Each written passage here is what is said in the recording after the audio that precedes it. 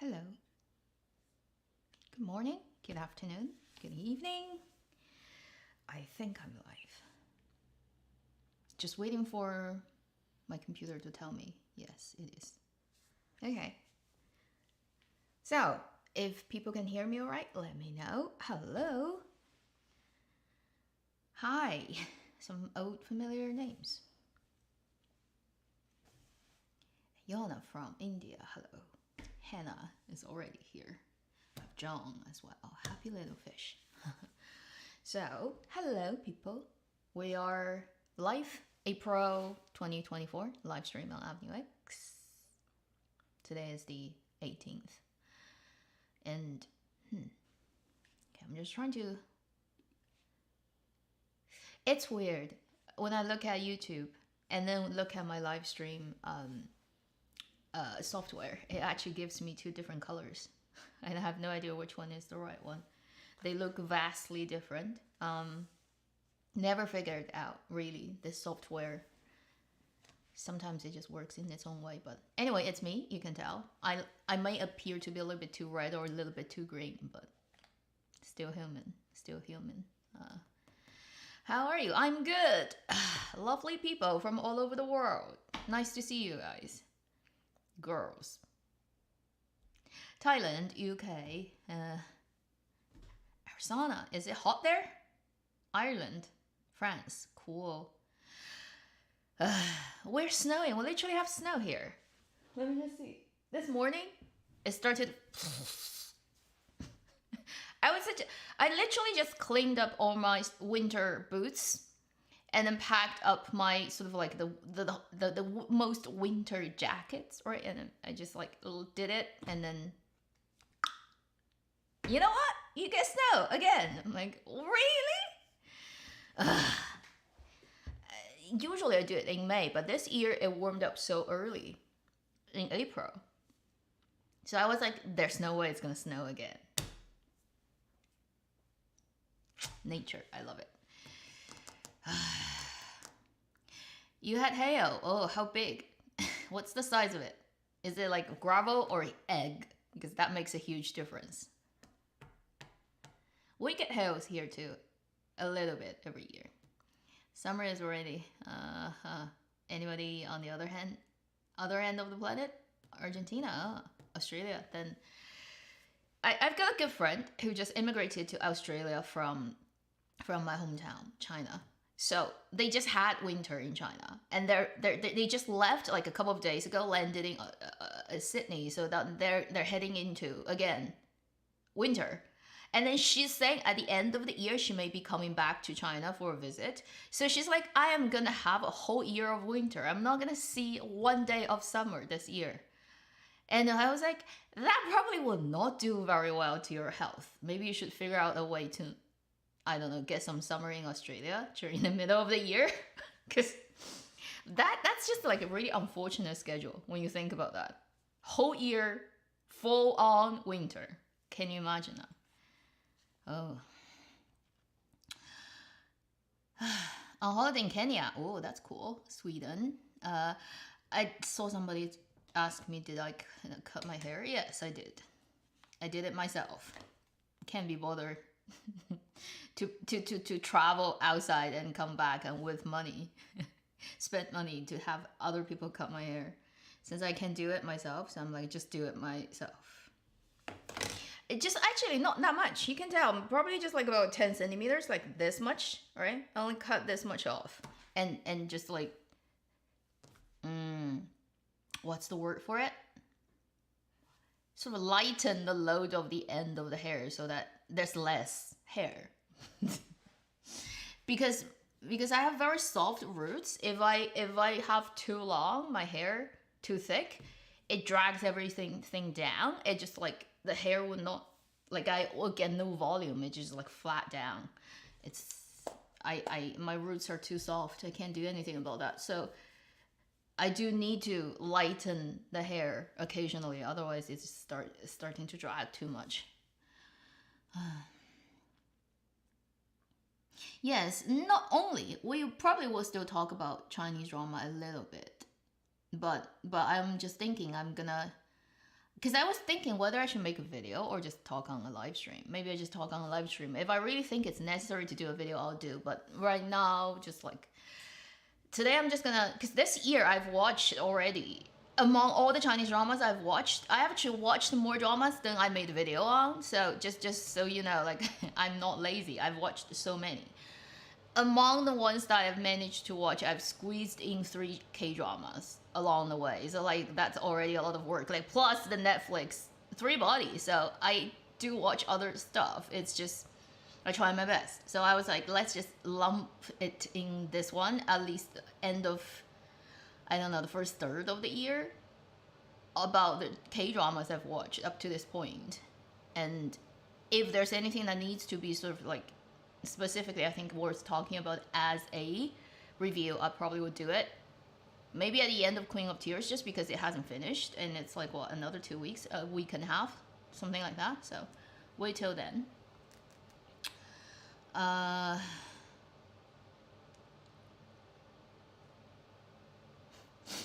Releasing Immortality. Dream on, girl, dream on. Immortality is BL adaptation. I don't think it can get released, so don't hope for too much. Really. I've said it every time on my channel when people say that. I'm like, it's actually better for the actors for them not to be released now. Like, honestly.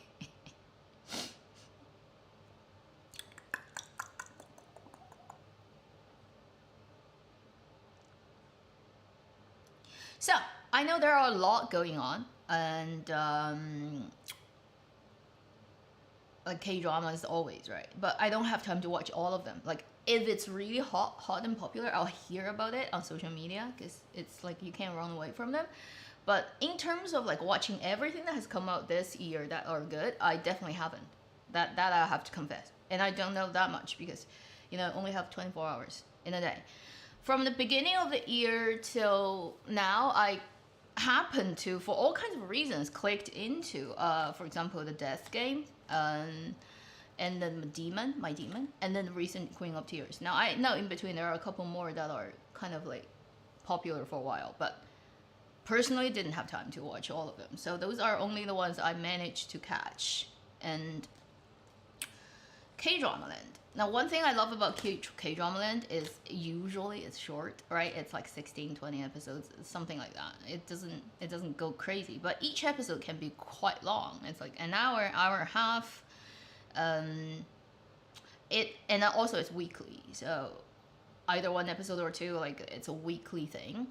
It's more like the American television series than Chinese ones. Chinese dramas, because of just audiences' habit, we got used to how we watch dramas. Weekly dramas just don't work in China, no matter how good it is. That airing schedule doesn't fit into people's, I don't know, like the brain map of how to watch dramas. You do that and you die. Weekly drama, just like, they don't work in China. So, Korean dramas, weekly, it allows something to be more free, but and give you more leeway, really, for the productions to even like adjust along the way when they're airing what needs to be done. And it usually airs across like 2 to 3 month time span, so it gives plenty of time to ferment, for the popularity to sort of heat up, for all types of fan production stuff to get done, and then all types of promotion and like fan art, and also like selling merchandise. Like, it just makes everything like that's like commercially sort of a more viable way of doing it, just because China never had this weekly thing. So for generations of people who watch television, they got taught literally about watching dramas daily. If you have a drama, you film it in one lump. You don't do it as you go along. And then you release them like daily. So they can, even when you have like a 40 episodes, 60 episodes drama, you technically can only stay online for like more than half a month. Between that to a month, you can't go any further than that. You don't have that much. And it's not the best way, because it's too short a time online or on air to gather that sort of to basically to milk the cow, basically. For Korean drama, I think it's at a very comfortable level of the amount of episodes, dramas, and time like all working together. But Chinese drama has this thing that it's impossible to change right now. So we're just gonna have to go with what we have. No, so K-drama, one good thing is you usually can have a lot of fun while it's ongoing because it has a relatively stable sort of expected way of developing. If it catches, right? If the drama catches, you have a lot of fun. The other thing about K-drama definitely is it pretty much has no limit of its themes, right? Like whatever the story you want to write. As long as you stick to all those sort of censorship 15, 18, 19, like, you know, like explicit sexual whatever brutality thing, like you have those type of rules, either you mask out a knife or whatever, or you don't have like, and that's the limit of what it has. It has like its own censoring kind of system, which China again does not have, which is there's no standard rule about what is 15, 19, you know, like under or whatever parental guidance, all that, like it does not exist in Chinese drama and film. So that's like all blurred, and censorship is the type of thing like they can do anything and you can't do anything about it. So in terms of K-drama, it gives you a little bit more freedom in terms of whatever story you can think up, really. You know, it can be anything. It can be, you don't have to worry about this is superstition or this is like fantasy of like urban contemporary time, and you know, like goblins don't exist, that type of thing. It just like it wouldn't have any of those restrictions. You can do whatever you like. So these are a couple of cool things about K-drama that I think Chinese drama just for all kinds of reasons cannot do, right? We don't have the same amount of sort of like freedom of doing certain things. And because I'm doing Chinese drama mainly on my channel, therefore I don't have time to really like do everything. Too many things going on. There was a time, like I said, if you are my longtime follower, you know that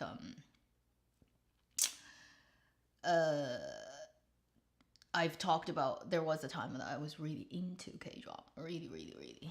Back in, I say, highest point was like early 2010s, something around early 2010s. So you can say from like say 2010 to 2016, something like that.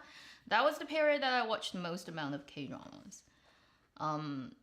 And then I started this channel, so things start to change from 17 onwards. I still watch occasionally, but I just don't have the time to do that much. So that was sort of my brief history of watching K-dramas. Even earlier days, like early 2000s, when I was still young, and there wasn't internet.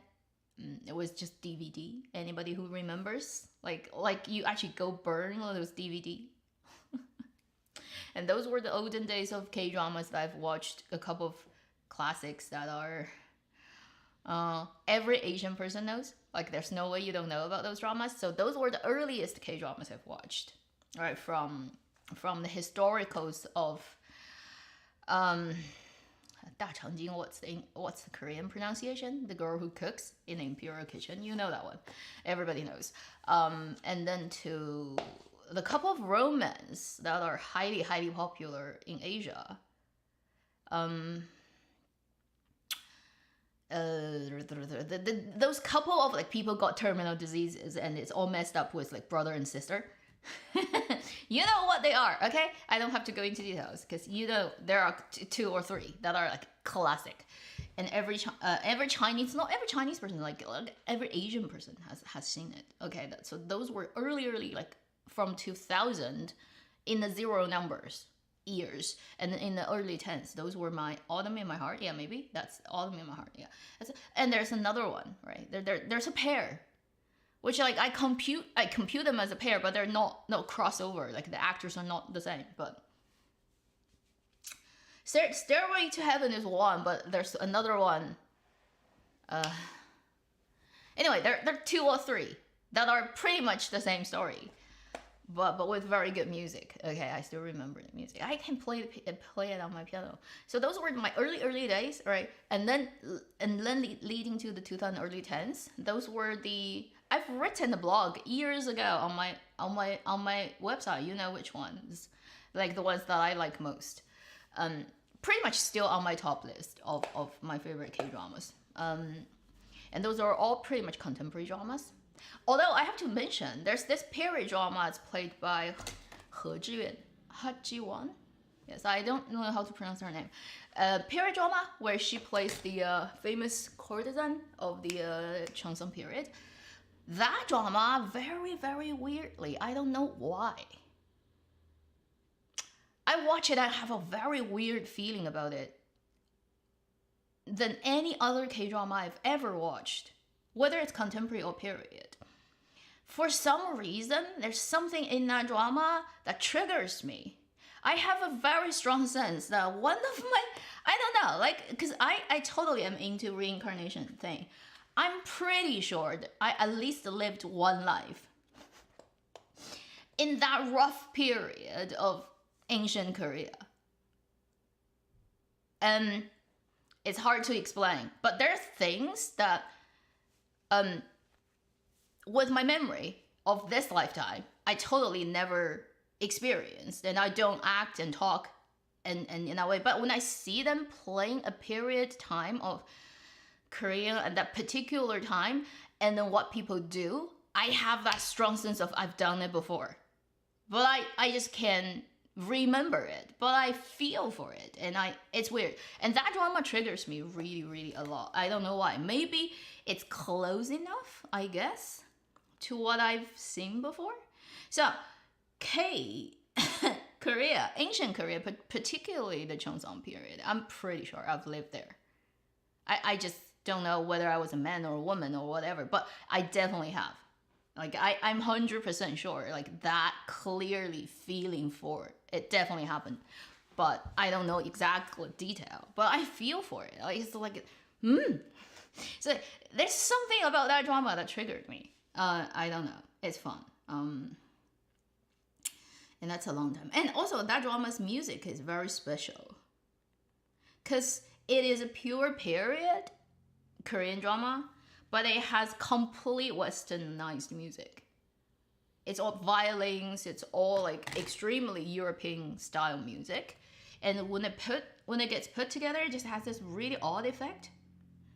It's pretty interesting. And I haven't seen any other drama do it to that level of let's just like bring it on. You know, fully in that sense. It's this one. Come on, give me a picture. I'm just trying to look it up. This one. Focus.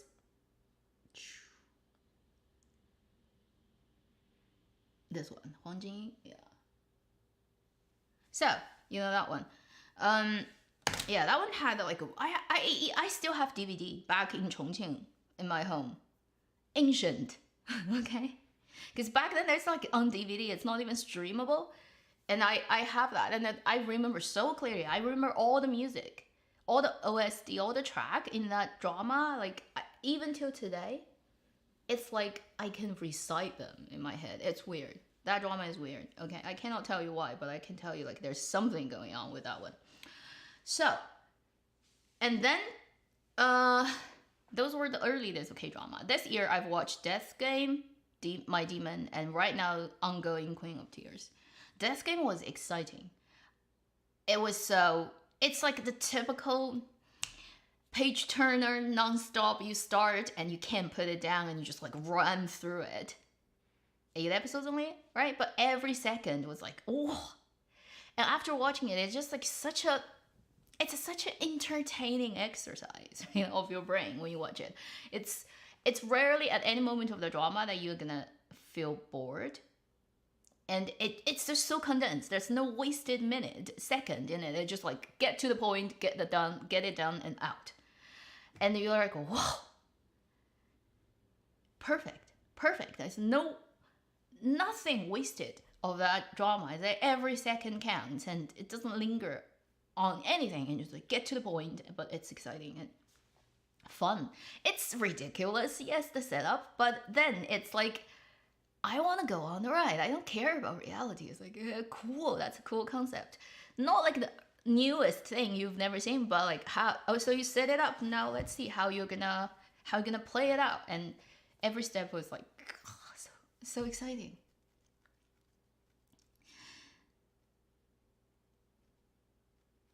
Yeah, it just happened. It's so energized. That drama is like it's like a Formula One racing from start to finish. It's like on Silverstone. If you're from Britain, you know that's a very exciting track.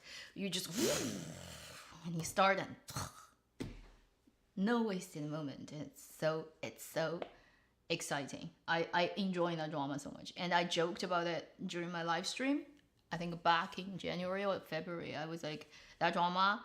Even if the whole concept of when you die and you're like at the door of hell and you have an opportunity to right the wrongs per se and end up in different people's bodies, even that concept, right? Even if you can make that in Chinese drama, which is probably you cannot, okay, and it's just not gonna go through censorship. But say even if that's possible, I cannot imagine what kind of panel of actors you're gonna pull together to play the exact same script if it's a Chinese version right now. Casting Chinese actors, I can't think of a drama that can do it. Okay, find everybody, you know, like just pointing like the policeman, the kid, the boxer, like just find all the people perfectly fitting, and then find a male lead actor who is famous enough, good enough, but is willing enough to be the male lead, but not really in the drama most of the time. That's the worst part is, like, think about casting a super popular Chinese actor who can bring in traffic around between the age of 20 to 30 or 20 to 35, let's stretch it, that 15 years of age range, who have 流量, okay? And who is like in any way good enough to like take on a role like this, which is not easy to do. And then, apart from the beginning, he shows up, and then every time he dies, he's in a mental space with the death. He's there. At the end, he's there. In between, he's not there. It's all the different guys and like all age range and all looks different men who are literally him, but played by all the other actors. Just imagine the fandom of that male lead actor will murder the production companies, I don't know, producers or directors. They're gonna go and burn every other taking their Gege's face actor's social media account. They're gonna troll on every other actor who dare play their male lead idol actors, right? And saying you're 蹭热度, you're rubbing off on my Gege's popularity. Oh God, just imagine that, right? So even if censorship allows it, even if you have the exact same script, even if you can find actors who are actually good enough to play all the roles and everything the same, just like the society is a little bit different in South Korea, given, you're not gonna be able to make it. If you cast a guy who is not popular, not in fandom sort of like type of traffic game, and just good, really good as a male lead, nobody's gonna watch it because he's too good at doing his job to be famous. That's the pathetic situation of Chinese drama land right now. Is people who are super popular and having a lot of traffic don't do their job properly. They're not even able to do their own lines.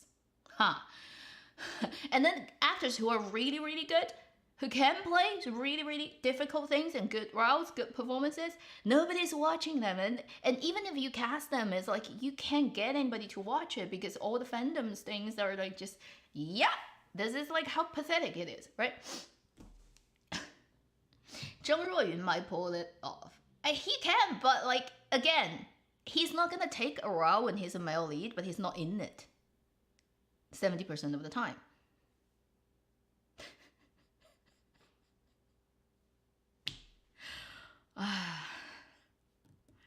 So, you know, like the strongest reaction while I was watching Death Game, while it was ongoing, is like I was constantly thinking if this was like a Chinese drama, what would happen? And I just can't picture it, and I start laughing so I find it so ironic and pathetic a situation to think about that. And it's everyone who's watched the drama, and if you know Chinese drama, then you'll know what I'm saying is absolutely true. But I really enjoy the drama. It is, well, it's entertaining. It's really entertaining, and I don't think you need to add too much of a interpretation on top of it, because when you think about it, right?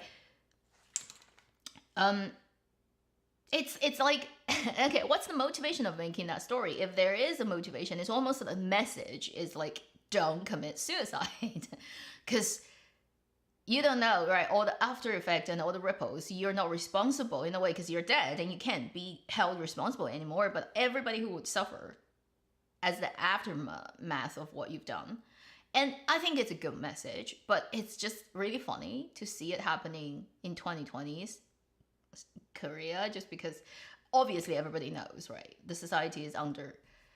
People are the most competitive, I'd say, in SK compared to everywhere else in the world. They're like the top notch high schoolers, or young workers, right? Under the most amount of crazy stress, honestly. And then the society is just so locked down in its class sort of like segregation that there's no hope of jumping across that layering thing. And then the birth rate is like plummeting like crazy. I mean, China is like that too, but there's no argument that South Korea has the worst of it, okay? So with all that in mind of what the society right now is like, you have this story. It's kind of like, it's a great story, okay? Very well acted and everything, but also you're like, it's kind of obvious, you know, like the message is like, and when you see that, it's like sometimes you're just like, yeah, but it's like, huh? So that's like the only thing that when I watch it, I kind of like secretly was like laughing and thinking it's a very, very on the nose kind of message about how to do it. But they do it so well, though. You have to give credit to. Sometimes when people shout slogans, right? Like, it's silly, it's empty, it has no substance, and it's just making fool of yourself. But at least, you know, this version of story is really well done. I love Death, the actress. She's so cool. I love the male lead actor, right? He's doing a really difficult role, and most of the time he's acting sort of in a green screen situation and pulling like really crazy emotional stuff. And then all the other actors pretend like being him, right? But then still being their role. It's such a fun ride. Such a fun ride.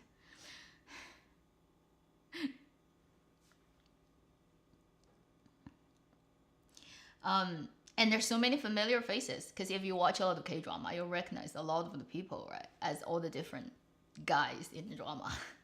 Whether it's the psycho killer who's... When he shows up in... Do you know, like, when he shows up, because Chinese people don't have Netflix and TV and all that, but they can still watch it on internet, right? It gets grabbed into China's internet. And when he showed up on episode like 5 or 6 in the middle, where the psycho killer artist show up, so many people are screaming because there are so many fangirls of him. It's like, wow! You can literally see live comments go crazy about him showing up and being a serial killer. It's so exciting. And obviously the last episode when the mother story shows up, she's such a good actress. Can we all agree, right? Ever since the days of, I mean, she's been around for ages, since she was young. But more recently, I'd say, for me, for example, it definitely was Healer, right? She's the hacker lady who's so cool. Ajuma! Typing away and helping the male lead out all the time. So that was the last role that she gave me sort of the strongest impression. And then when she shows up in Death Game as the mother, I was like, oh, she floored me. She's so good. So, Death Game happened earlier this year, and when I watched it, I had so much fun, and I just recommended it to all my friends. I was like, have fun, go and watch this drama. You're gonna be so excited. Yeah, everyone in that drama is like in other things a million times, and if you watch any amount of K-drama, you're gonna at least find 2 or 3 people that you've seen before, and you're from there. That drama is like so ensemble. It's like a pure ensemble drama.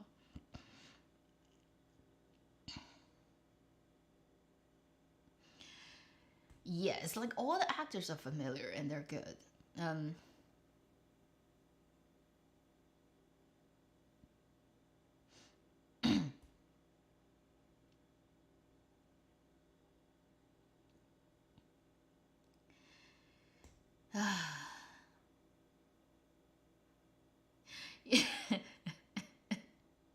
yeah, that actress is so cool. And now she's like middle-aged lady, right? But when she was younger, she was like so. She's like it's so pretty and like the type of girl. I'm like, wow, I'd be so like you're just too far away from myself. Therefore, I just like look at them. I was like, wow, incredible. Anyway, she's good and she can play any role. Like, think about how different her role in Healer is, that hacker lady, to this mother in Death Game. A totally different vibe. Like the whole person shifts. Like the aura is different. Even like a good actress.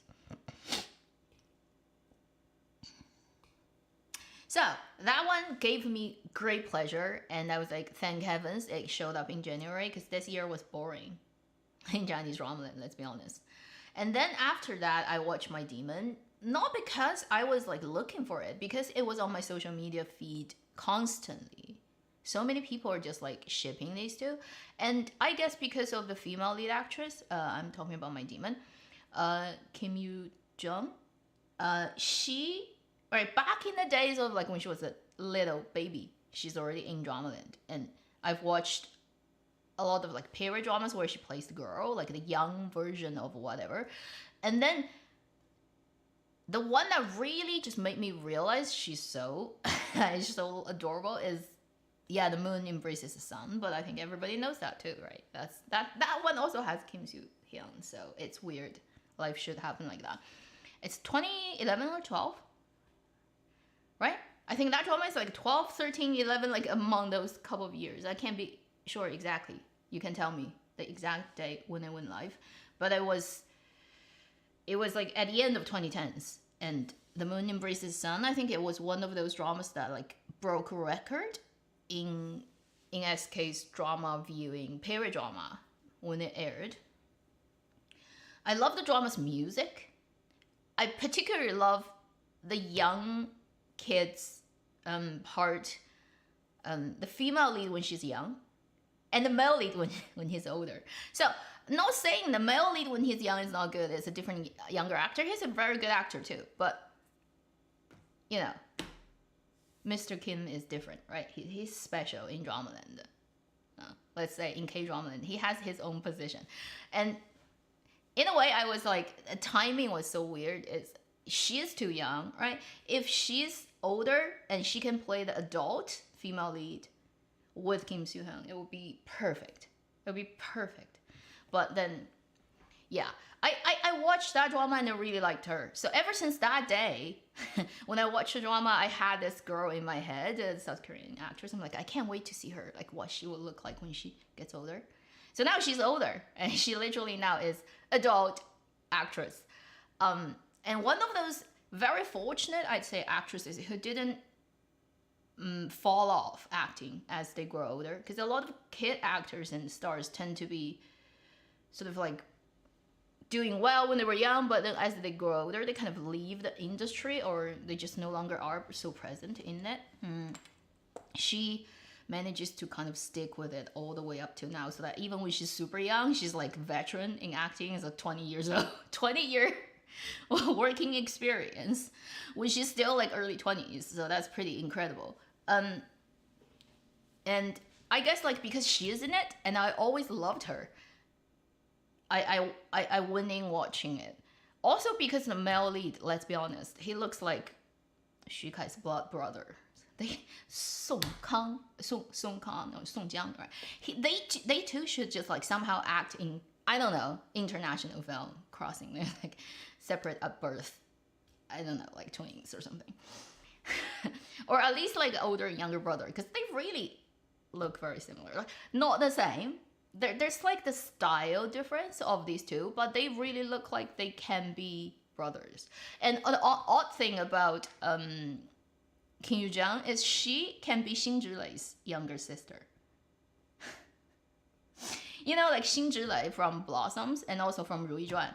And oddly, in Ru Yizhuan, she played a Korean woman who got sent to Qing court. That's her character. So it's just like so weird, these things happen. And Xin Zhilei also like has almost the same facial structure, but older, right? And then obviously a different style, I'd say. But these two pairs of Chinese and Korean actors, I'm just like, they look like they should be in something and playing like literally family, and it will so work. They looks just like they have DNAs that are the same. So because of how much the guy sort of like reminds me of Xu Kai, I guess, and then the girl, like I always liked her. I winning, checking My Demon. I'd say My Demon is a very, very typical, slightly too old-fashioned urban legend fantasy romantic drama that K-drama is good at producing. One thing is the setup of the story is very, very expected and normal in a way that it has been played too many times and nothing really stand out as, I'd say, a little bit different from other people's stuff. And the other is, I think these two, although they're not bad, they're not really... they don't deliver such a strong emotional impact. Like the whole... It's not a dynamite, basically. It doesn't explode. It doesn't ram into your face. It doesn't have intensity. The concentration of energy is very sparse. It's wild, eye-pleasing, and you can't say it's bad, but it's like, it doesn't make my heart bleed, basically. And it's like, oh, cool, pretty, oh, okay, fine. I'm very like stand outside of the whole thing and viewing it. It's a pretty picture, but I'm not in the picture. It's like I'm not in the story with them. I'm just like watching. And I'm always detached when I was watching My Demon. I don't really get emotionally involved per se. It's just like, yeah, pretty people. And no bad acting. Like, but then I don't engage with them.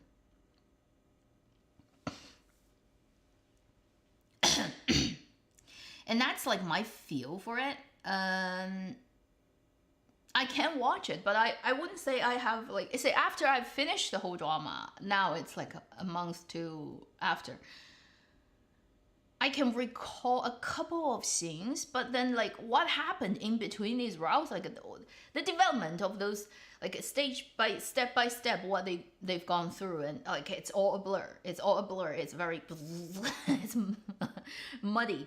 It's just like I close my eyes, I see the broad shoulder of the guy because he has like some crazy 双开门 double-doored fridge. That's how we call it. Like the classic South Korean guy's over sort of sized shoulder and tiny head. And it's like a 1:5 ratio. And it's so I close my eyes, I see the guy's suits and the size of his shoulder. And the skinny man is like walking like a pole, like so thin, and then so wide a shoulder. And this guy, and then the girl who is close my eyes, curly hair, very pretty, glossy, like fresh flower like makeup, and all those, you know, like particular style of. What's the word? 小香风? That's like in Chinese. Basically like the Chanel, like all the blazers and that style, right? It's just like close my eyes, I see those very two pretty people. And I remember the fire scene where he goes and saves her from the fire. And I also remember the scene where there's a lot of blood where he gets stabbed because it's like really visually strong. Afterwards, I don't remember anything. I can't remember. Oh, I remember like there's that tattoo on you know, like on the wrist. So those are a couple of image, and also the water that gets frozen as the time gets frozen, and then there's like a pink color because the water is reflecting the sunlight and all that. Like, those are the couple of images I can remember now when I think back on my demon. But like, ask me what the story is, I would have to think about it. I was like, it's a demon who loves a girl, and then they, like, in their previous lifetime in ancient Korea had something to do with each other. That's it. It's like about that much. Okay, and then it's just blur. And then this time they just both happen to be, again, uber rich. It's like, you have to be uber rich in K-drama, otherwise you can't do anything. So you have to be uber rich so that you don't have to work, and you can spend your whole time every day just like do romantic stuff. So that's all I can remember. So in terms of that, I feel it's not really that good a drama. It's just okay, I guess, like if you want to watch parts of it. But they don't create very memorable, long-lasting impressions and roles to me. Marry My Husband, I've watched a little bit at the beginning. Didn't continue. I should actually. That one actually is a really interesting premise. I guess I was shocked about how much, because she, like, the female lead actress, she's a really good actress, and I know she's done like a lot of plastic surgery, but she's one of those like super successful plastic surgery lady in South Korea. But anyway, like, I remember her olden days, like in those healer dramas, right, and even older, and like I was shocked about how much she changed. Like, her face got even smaller and skinnier. I'm like, how far can you like go down on your face until it disappears? She's already starting with the long face and relatively narrow face, right? And she's like, right now, I'm like, wow. I got a little bit shocked because I haven't seen her. I don't really watch so much K-drama. I don't know her. What's going on with everyone? So after a couple of years not seeing her, I was like, what? You look like this now? Hold on. Like, what happened? I just got shocked a lot in the first episode. She's a very good actress, but her face is like, wow.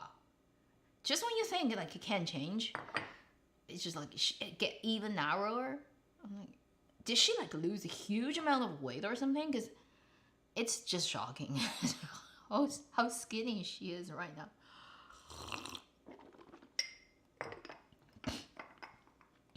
I don't know how long is that drama, because I know the beginning when, like, I saw the first episode when she dies, basically, right? Her like she falls on the glass tea table, and I was like, whoa, oh my god, that was scary.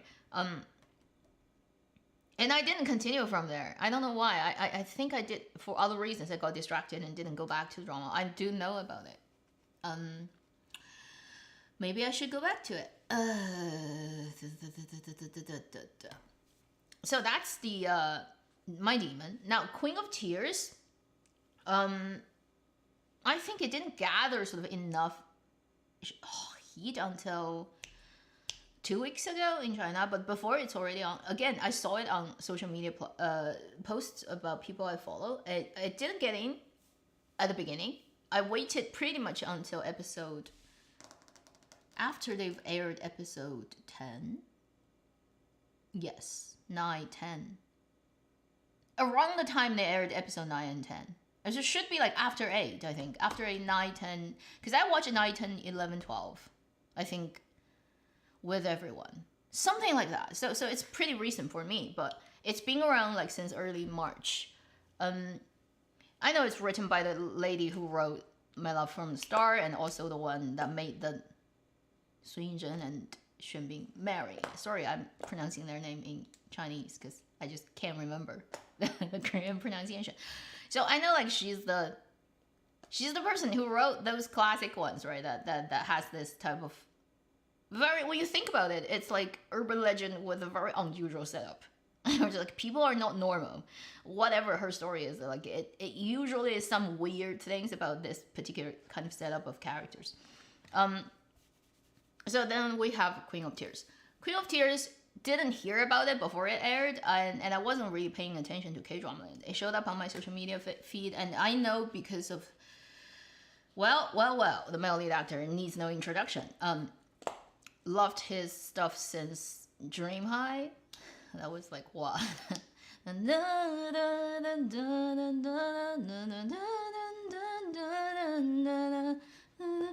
was like, how many years ago?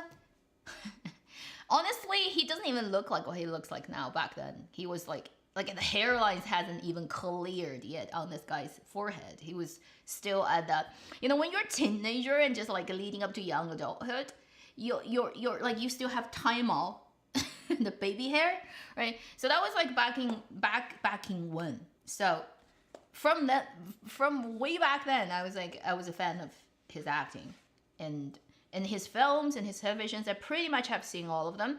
Not every episode. Like there are a couple of dramas he was in the last decade that I know. I know parts of it. I didn't watch like every second of it, but I still know he did it, and the movies and stuff. So because it's him, like it's him. Like needs no introduction. So I was like, it's another of his drama. I should just like check it out for a bit. So I went in. First thing I noticed is it's a very jealousy thing.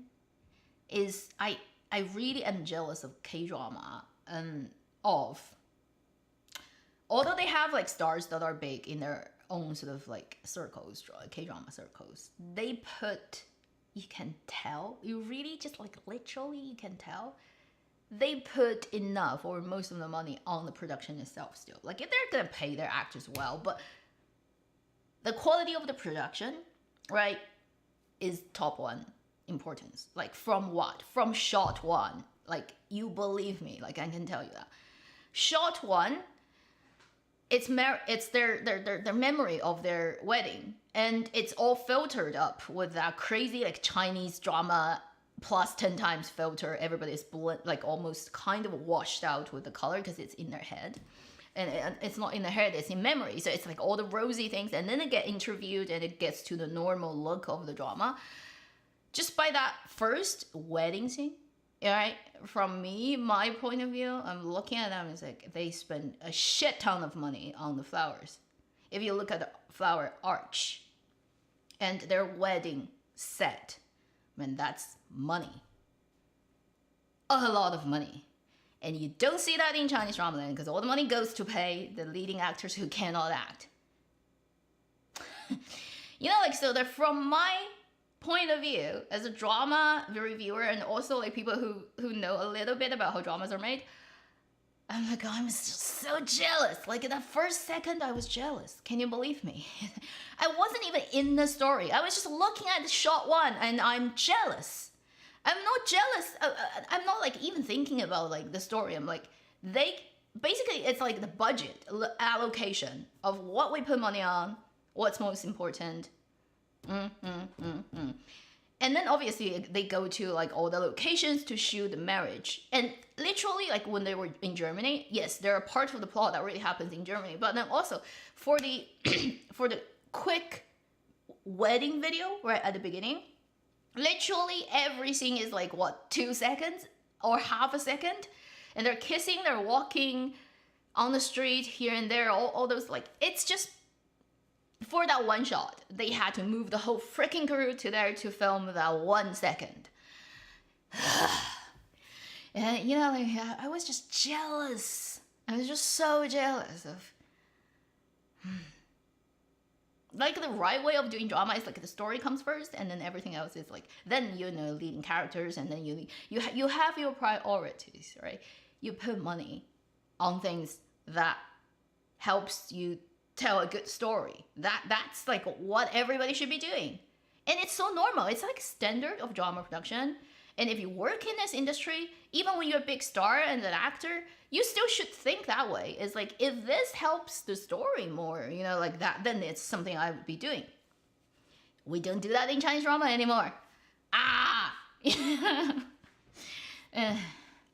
See how frustrated I am. I'm like hot. So that was like I was just from shot one. I was so jealous because I can tell like that wedding spent money. Like that flower arch is like, it's no joke. It's not like fake plastic flower. It's a shit ton of money. It's just for one shot. So from that moment on, I started watching the drama, and then I obviously it's like intentionally flip it on the male, female, the sort of the patriarchal society's power structure. Now we just switch it on, like it's all the girls, you know, like all the son-in-law in the back kitchen cooking, right? And it's very intentional. You can tell, at least in the first 2 episodes, it's doing that to play. It's just a very satirical commentary on existence, and it's fine. And you know, not surprised in 2024. Honestly, you kind of almost expect it will happen that way. It's very intentional, but I guess one thing is it's very accurate observation and playing on this whole sort of like gender thing that's a very big topic everywhere. I mean, SK, we know that too, right? The whole movement is crazy about, it's just like polarizing the genders. But on the other hand, I just find it's just a really, again, this is a drama, honestly, would only work this well because it is this writer paired up with these 2 actors as the leads. If it's not these 2 leads, they probably cannot play, like make it work this well. So you have to think about that. And even with all the sort of setup and premises of how they're realistic but unrealistic married relationship works, it is very much hindered on the writer's sort of writing style, the actors' acting style, and also just these 2 actors, their image, because they look like the way they look like, so it really works. I mean, if it's exact same script, and just imagine the guy is has a beer belly, is balding, is like stuck in his office on legal papers, and not look like as bloody hot as Kim Soo-hyun, then it will not work. Come on. And then also the lady, right? If she's not as pretty as, the story would just like not making any sense. Like it wouldn't even cross the first step of like making sense. So I do realize at the same time it's because of these 2 people's absolutely incredible attractiveness that the story can work this way. And at least it convinces you that if it's these 2 people, I mean, okay, it can work like this.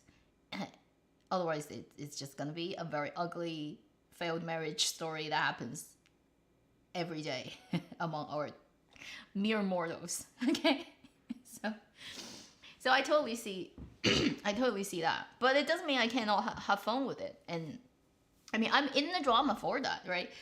If I just want to look at ordinary people, I'll just walk on the street or just look in the mirror myself. Honestly, that would be that would be it. Like I have enough dosage of that. So I'm in the drama to look for unusual, like high dosage of fun that I can't get anywhere else. So I started watching the drama. Mostly I think I enjoy the drama, and parts of it I would loop because it's so funny. Parts of it I would fast forward. So it's not a drama that every second I will stick with it, because it has really long episodic length, right? It's like an hour and a half every time, and inevitably there are parts that are necessary, sort of, but also acting as a filler. So they mostly like the huge sort of like the villager story. Not that it's not like it's bad. It's often not so entangled with the main line, so you almost don't have to know what goes on in the village with those people, and the whole story still works. It's like it's unnecessary for you to know all the information about all the like the father's election going on in the village. While it's fun because it plays into the female lead comes into their village and then helicopter in like lobsters, which is just ridiculous. But on the other hand, it's like that part still doesn't quite affect your understanding of the, because this story is the 2 leads. It's really their marriage, their failed catastrophically marriage getting a second chance, right? So the other things are just peripheral. They're just there to fill it up, and some of the fillers are fun, some of the fillers are nah. So it's not a drama. I'd say that it has even distribution of power of writing, which is every second is like golden. Not really. Right? Some parts of it you can ignore and you can still watch the drama. But then overall still, it has a good enough good enough rhythm, and pretty much every episode, like some crazy shit and interesting thing happen, and you get really engaged in the whole movement of plot. And pretty much everything, like from every episode, the beginning and the end, already things have moved a long way. I'd say for Queen of Tears so far, I say every episode, like when it starts at this, when it ends at that episode, already everybody has moved on a long way from when they started. Every episode will move people quite far away from where they started. So that's already like doing a pretty good job, like compared to most of the Chinese dramas, right? Often like you watch 5 episodes and nothing happened. So at least in that comparison, I don't have much to complain about. And in terms of the character setup and Queen of Tears, this couple, I really actually enjoy completely not lovable characters at the beginning. Like the male lead and the female lead to some extent, she's also not that easy to engage with. And imagine you know this person in real life, you probably wouldn't really like her. I'm just saying, you know. And he is also not the like morally impeccable person, but very reasonable. I'm just saying, like, I think if you're very young, if you're like only 15, you probably don't think like that. But at a certain age, like say beyond 25 or even 30, it's not weird for you to see people like that all the time in your life who are, they're not perfect, they're not greatest, and they're not the worst, and they're just like normal, ordinary human beings. And you know, like when two people are together for too long, and for whatever reason, something happened in their relationship that just makes it no longer sort of that engaging, right? Like you pass the first stage of hormone going everywhere, and it ends up being the daily routines, and then things like the more you love someone, the more you want to kill them. Like the whole thing is just so normal. So I was like, yes, but like that's not even very bad. And like, yes, they don't have the best marriage and their communication is broken down, but also it's like they're actually not that bad. There are worse pairs and married couples who are in weirder relationships, right, than this. So on the other hand, I'm like, it's I don't find it's therefore unwatchable, or like they're not perfect, they're not like impeccable people, therefore it's not worth watching. So sometimes I look at like comments on internet and also like about this drama. I mean, say, oh, this male lead is so like, how dare he even, I don't know, like in episode 1 when he realized the wife is maybe like about to die in 3 months, the first reaction he has is like, oh my god, such relief. And a lot of people are saying, oh, how can you watch a drama with a male lead like this who thinks like that? And I'm like, hold on, isn't that the whole point? It's like, that's what makes the story. That's the first hook. You want it because I want to see how it gets teased out. Like he thinks like that at the beginning, but then it's gonna change, obviously. And then how you see that unfold is basically the story. The juice is that. Why would I want? Like, if he's like all perfect, then this drama can stop at episode 1. It doesn't need the rest of it to happen anymore. And I just find it's a million times more engaging and interesting to have a not perfect guy to say, like morally perfect to start with. Isn't that much more interesting and fun? And I think that might be the reason actually he took on this role for the actor. Because think about like previously what he did with the same writer, right? Like My Love from the Star. My Love from the Star, you can say that the female lead is the more interesting role. The guy is, well, he's Superman. When you think about My Love from the Star, the guy is Superman. He is infallible. He defines physical rules. He can do things humans cannot do. And the only thing he has is basically has to leave, or otherwise he dies. But then like for 99% of the time of the story, he is Superman. He time jumps, he does all, and he's morally perfect. From day 1 when he landed on planet Earth, he started to save other human beings, right? And he's like, and he's uber rich. and his knowledge, like he's got hundreds of years of knowledge and he knows everything. And so when you think about Professor backing Star from like My Love from the Start, it's actually not that interesting a role for an actor to play. Basically, he just needs to look good and save the day.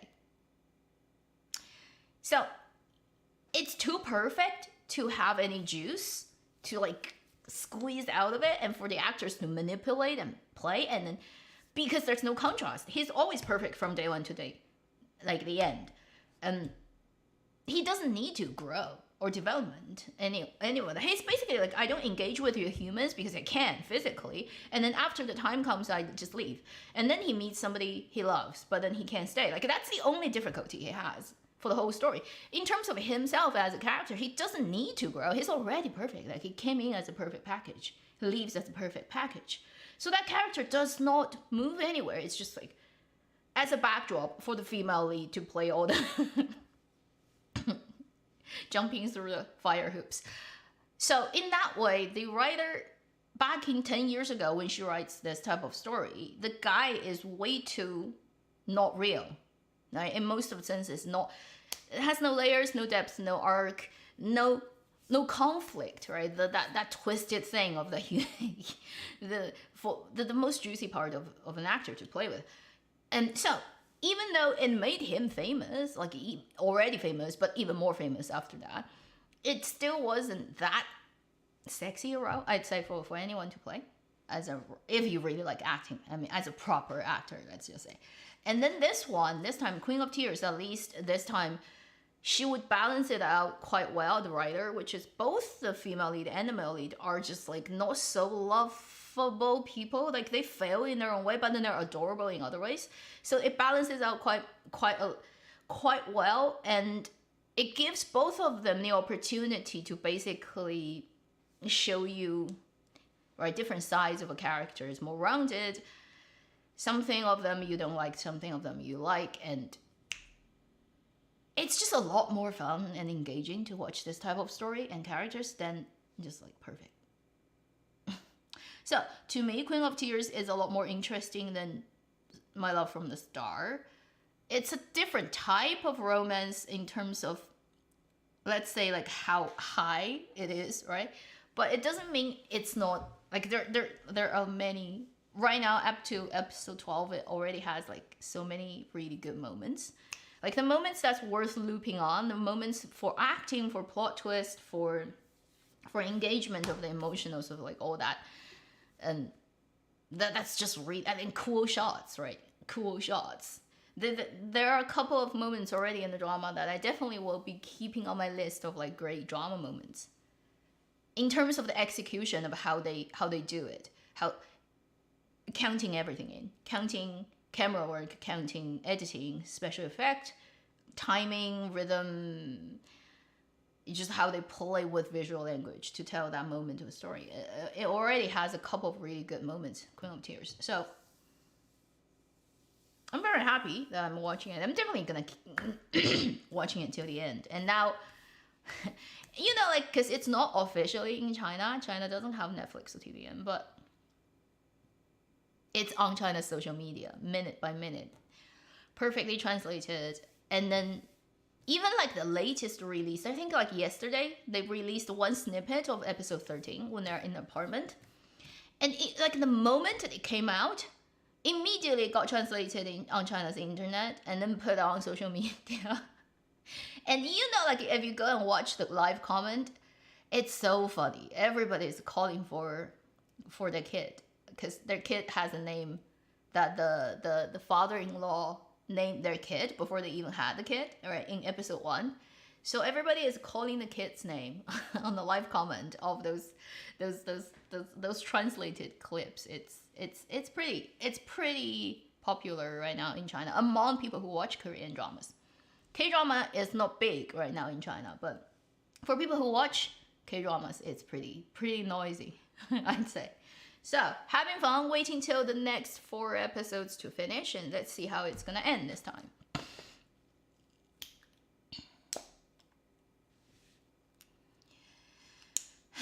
it's okay not to be okay. I didn't watch the whole thing. I watched parts of it.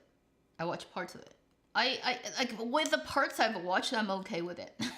I don't think it's like super to me super engaging, but it's not bad either. It's like yeah, it's okay. For him, right? The astonishing thing is he really he should play a vampire next time. He should play a doctor vampire. How about that? So that you satisfy both the medical drama part. I mean, yes, like okay, not be okay is a kind of medical, but it's more like this mental health. We're going into like be a surgeon, right? I play an next route, be a surgeon who needs to like touch blood every day, but he's actually a vampire and doesn't age. It'll be perfect. Because he doesn't age. Now, if you watch Moon Embrace the Sun, the only thing you'd say, like, what changed on him is over the years, he probably lost a little bit of collagen on the face, so it's no longer as supple. Like, let's put it that way, supple. And everything's super tight, and you can't even see where the muscles are moving. He has a very well flatted, like the you know, like some like when you can see like the muscle or moving on my face, but he doesn't. He almost doesn't have any. And so back in the days of 2012, 11 Moon Embrace the Sun, you can almost say that because like definition wasn't that high back then, and also because he's got more collagen, he would be like more supplely faced. And that's the only difference between then, like now, 10 years. He probably got a little bit more muscle actually over the years. That's it. Like that changed. Like only that little bit of if you don't skin smooth him too much and if you don't have the perfect lighting, you can see that, you know, over the time you lose a little bit collagen. So you can see a little bit here and there, you know, like the, you know, but like it's so minor. Like you don't even have to think about it. It doesn't even, and then nothing changed. He's like perfect shape.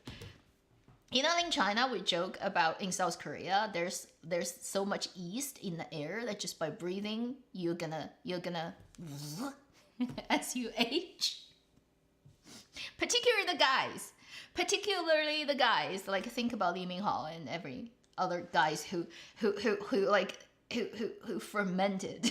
It's like the dough that doubled in size, their face, all the bone structure disappears and got like just 发面, right? the dough and then all the features kind of got blended out. So almost every actor kind of suffers from that of losing features and definition on their face so clearly over the years. He's one of those rare people who just like does not have that happening to him. Like one is probably bone structure helps. Also, like he does crazy amount of like, I don't know, body management, exercise, weight control, whatever, dietary, who knows? Like I know he cycles a lot. So probably a lot of effort put into just like keep up so that at this age he doesn't age. Like it still looks exactly like what he looks like 10 years ago. 10 years ago I'm like, wow, that's just like incredible. Yeah, and then he's always a good actor. Let's just be honest. Some people are just like naturally born to do it. Even from early days when he's not as, let's say, at ease with acting as he is now, he's still good. He was still good, and now he's just like, you know, his nickname in China is 南韩水龙头, right? Anybody who knows that? South Korean, like water faucet or water tap, which literally means like open it, like 1 second, the tears just. It's like there's no limit of his crying scenes. He can continue crying forever. He's like the forever tear. For like he is the tear and the girl, the woman is the queen, right? He's literally all the tears in his. He cries so well. Also, like he's just fortunate, I think, in a way that having that face where some people cry and they look really ugly. He cries and he looks prettier when he cries, and Like, he looks pretty when he's not doing anything. Then he looks prettier when he's smiling. And then he's looking prettier when he's crying. and you can't argue. Like, it's just like born with that face.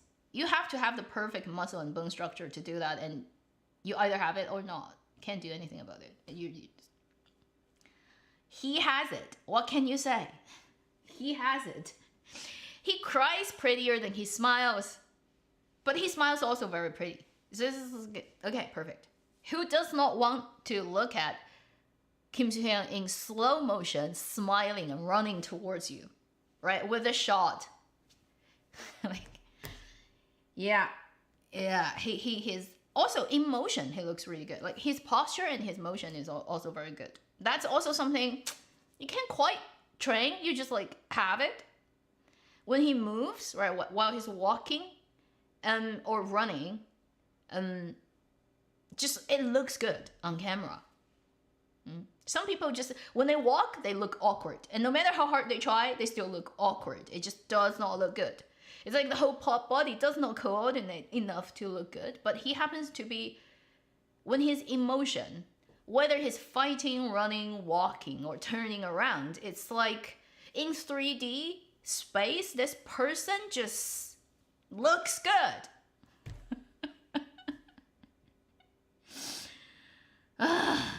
Again, meant to be on camera.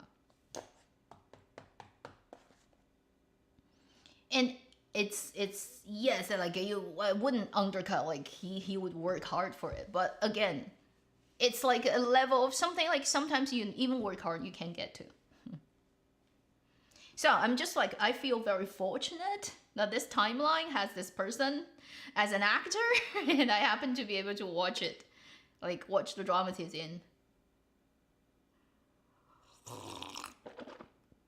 Chinese dramas, I will talk a little bit about it. But let me finish this. Show you my new mug. It's so cute. It's a cupcake. And I'm not usually a person for adorable, cute things, right? I am not like into like pink and cute things, but this is too cute. I saw it in Chapter, and I'm like, I have to have this. This is so adorable. This mug, and it's $5. That's the next reason why I got it. I was like, it's on sale. I think originally it's like 25, but then it's on sale, and it's like 5. I'm like, okay, I need a mug with a lid, because the other green one you see, I always use that one, doesn't have a lid. So I actually want one with a lid. It is heavy, but it's adorable. Okay, so I'll forgive it for being heavy. Also, it's just clean. It's white inside. It doesn't have any coloring, so you don't need to worry about, like, you know, sometimes these things, whether it's like safe. It's just too adorable to not have it. So that's my cute mug. Night Flower. I think I know that name. I should go and check it, right, if I have time. I have to squeeze time. You know, like how much time I spend do my edit? If you watch my Queen of Tears edit on my second channel, have you seen it? If you haven't, you should, because it's good, okay? When I make an edit, I mean it. If I don't feel for editing, I don't do it. I haven't done it since last year's Oh No, Here Comes Trouble. After watching Oh No, Here Comes Trouble, I made my last edit last year, 2023, and I didn't make one after that. That was March. So it's more than a year. To me, it's like if I don't feel the story, I cannot edit it. It gives me money and I still cannot do it. If I feel for it, I will do it. And I, for the edit that I did after a whole year on this drama, add together, it's 12 hours. That 2-minute video on my second channel. From the moment I start to look for the music, probably, yeah, selecting music, deciding what music to use, and then start editing and finish and upload with thumbnail all done, it's like more than 12 hours. of solid time in front of a computer to do that 2-minute edit. I'm just saying, it's crazy amount of work. If I don't feel for the story, I don't do it. My second channel, you should know, Avenue Extra.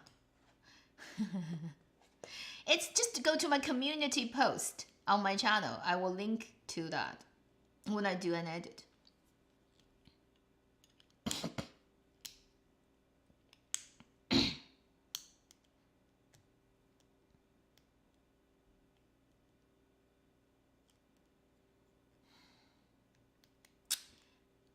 So I'm thinking about maybe do another edit on that drama, but until it finishes, because it has 4 more episodes and the drama is so long that every episode has so much more content. So maybe I will just wait for it to finish like by episode 16, and I'm out of focus somehow. Why? Okay, until the drama finishes, maybe do another video edit. I don't know. I'm not sure, but one of the things I really wanted to do over the years, but I haven't done, is to learn Korean so that I can watch Korean drama without looking at the subtitles. But I haven't managed to do that. I really do want to be able to do that, so it will make my life easier.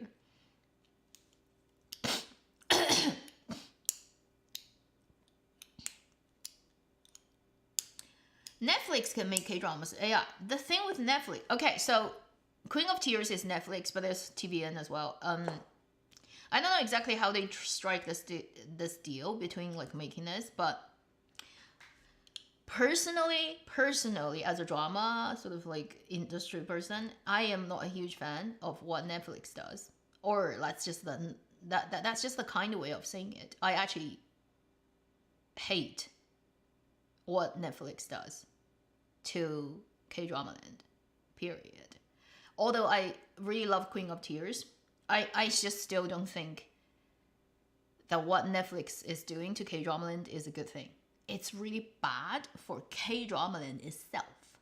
Okay? If that makes sense. For Korean drama industry. For people who work in Korean drama land, or who make drama, the producers, the writers, all the workers, all the actors. Netflix just like messed up their whole ecosystem. Like they had an existing ecosystem that worked out for years and in its own way, and then Netflix fucked it up completely. You should know, like in the last couple of years since Squid Game and then The Glory and up to now, how it has absolutely effed up its local ecology. It's like Monsanto going in and use all GMO seeds to just like F up all the farmland. It's like, let's glyphosate and Roundup the whole farmland and then just make it produce for us, for our industrial ultra-processed food at the cost of destroying local ecology. That's what Netflix has done. And if you don't know, well, just do a bit of research. It's really bad. And K-drama, although it has a very strong sort of international presence in comparison to, let's say, the size of the country and all that, it still is generated from South Korea and the land itself. And it's relatively still a small country in terms of size and population. And there's only that much it can internally digest, right? So when you like have such a outside force that goes in, like go like that, just like clear the land, literally, it devastates its existing ecology. And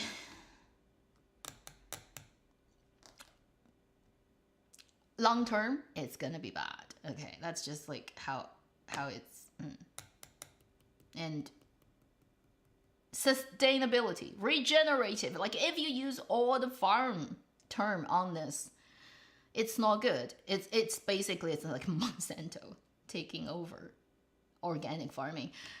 Like in a not perfect sort of analogy, but it's the same kind of meaning thing, and just not a fan of it. Not a fan of it. And good thing is Netflix does not come into China. They can't. And they can't. Because the Chinese government is never gonna loosen this whole control over cultural production. That's like one very important thing. Like Chinese politics of 5,000 years have told Chinese people one very important lesson, which is 风铃之口，胜于缝穿, which means that this thing you just have to have like tight iron grip on it. For state power, particularly for state power that needs to basically govern like 1.4 billion people. If you have like 100 million, that would be a lot less complicated task than a 0.4 billion. Put that in perspective. So Netflix doesn't come into China. It cannot. And China is never letting it. Okay, so you can't do it. Just like period. So that would not happen to Chinese drama. But Chinese drama has its own problem. It's like self-generated crap already a lot. Like we don't need a foreign influence basically to come in and meddle a bit further because it's already shit show. Okay, it's like already shit show. And also because think about it, like South Korea and the States, they always had this, let's say, how do you describe this relationship? Without angering people, right? What's the most appropriate term that you can use on the States and SK's relationship? Because of that exists, right? So it's like Netflix, coming into K-drama land, and then even like the America's relationship with South Korea, it just makes everything sort of like a lot less easier flowing, let's say, and doable than say if you try to do Chinese drama with Netflix, and good luck, never gonna happen. On one hand, right, it has basically, it can push more K-drama out to international sort of stage, but on the other hand, it basically making K-drama land the outsourced factory for Netflix.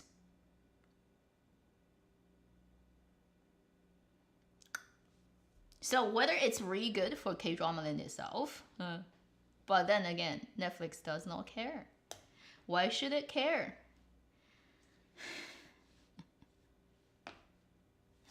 Money does not care. Okay, come on, we all know what it's like, right? So that's like way beyond the drama itself. I definitely have rambled on things that probably nobody cares about.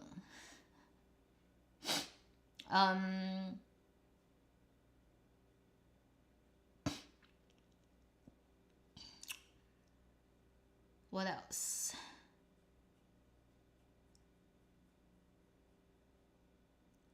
I think another reason, A Queen of Tears, like when I watch it, I find it's really entertaining. Is honestly, it's just I haven't had really good romance drama. That's just like really freaking just like crank it up to like top of like what you can do with romantic dramas. For example, from Chinese drama land, in a long time. Not just this year, like last year. When you think about recent couple of years, is there like one particularly, let's say just like the romance is so good, and it's like literally, yes, it's talking about other things, but at the same time, like that's the focus, that's the absolute main center of the whole drama. It's not talking about, for example, revolution. It's not talking about big ideas. It's not talking about whatever, like sci-fi or doomsday. It's literally just relationship between two humans, right? In the most of like humanly possible, intimate and torturing, love-centered relationship. Like that kind of like just like screwdriver, like go to the deeper and then just like go crazy with it. Just explore all the details and possibilities and just like the juice, right? All of that. Like I haven't had one from Chinese drama and doing Chinese drama reviews in the last how many years? It's just like it's like you just don't have that satisfaction for too long. I mean, Queen of Tears is very good in that department. It's like it just let it go crazy. Let it just like crank it up. Unfortunately, just like C drama, it hasn't offered me any C drama. It hasn't offered me any of that for a long time. I literally have nothing to look at. So like I mean, it's not surprised that like you know like I enjoy it probably more than usual. Yeah. What else? Oh, and also like I like I said, I'm jealous of how much money they spend on the actual production, and I think they spent a long time.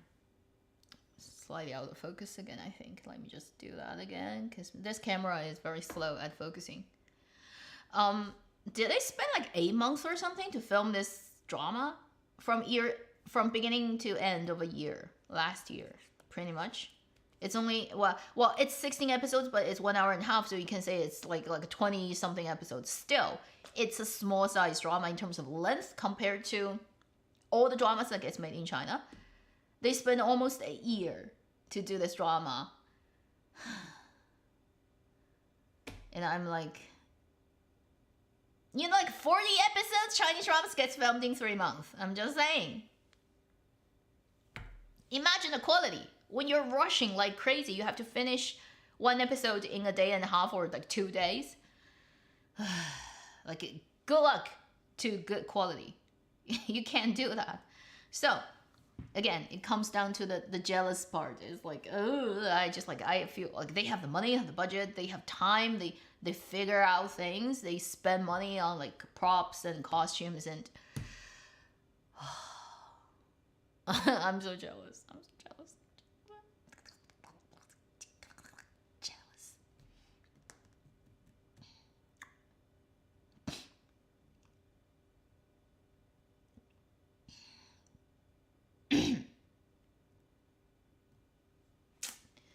Yeah, and it's fun. And I was also watching their special feature, like they're releasing Queen of Tears as like how they filmed all the scenes. I'm like, like when I see how they work, like it's like again, it's like that's how properly dramas should be done, with just like people really like working. It's like, let's figure out this scene. What's the best way to do it? Let's try this, try that, and then like they're so just like professional, basically like doing the actual job instead of 鬼怪过时了.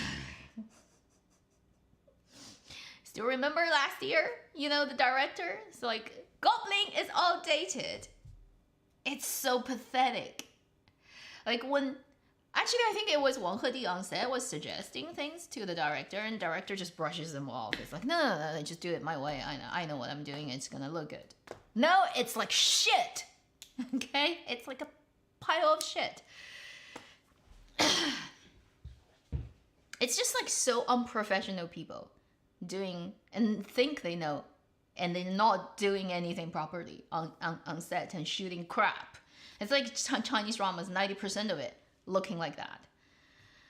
So like, they look just like I see special feature of how they film in the drama. Like it just makes me so jealous. You know, I can't believe I was like, screaming, scratching, the cat scratching my heart. It feels really, really bad.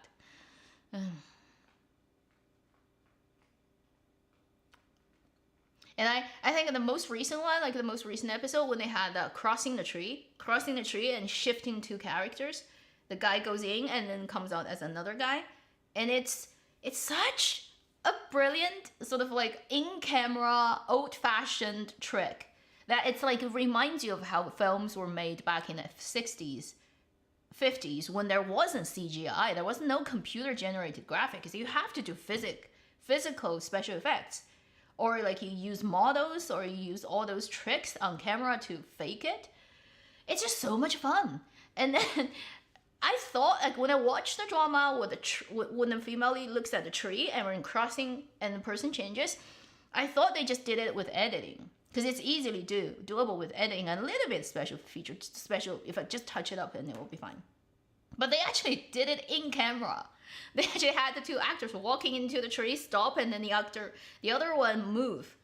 And then they use the foreground blurring to basically hide that so that it looks perfect.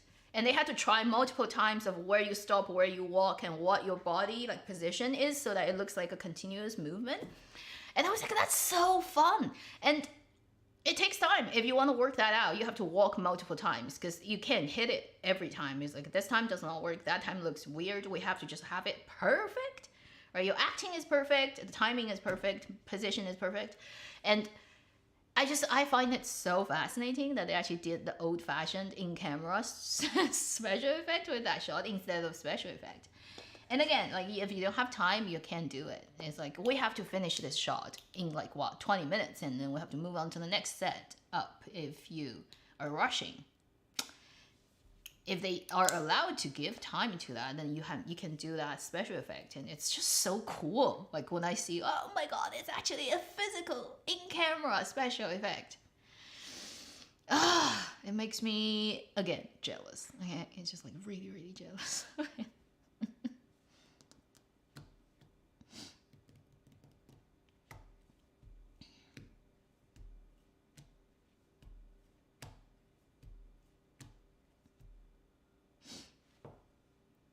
张娜拉, she's like from a long time ago, right? And there was a time when she was really popular in China.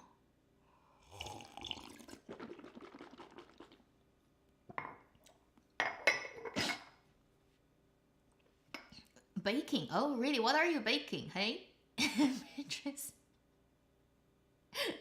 I've been baking a lot. You probably see my Instagram.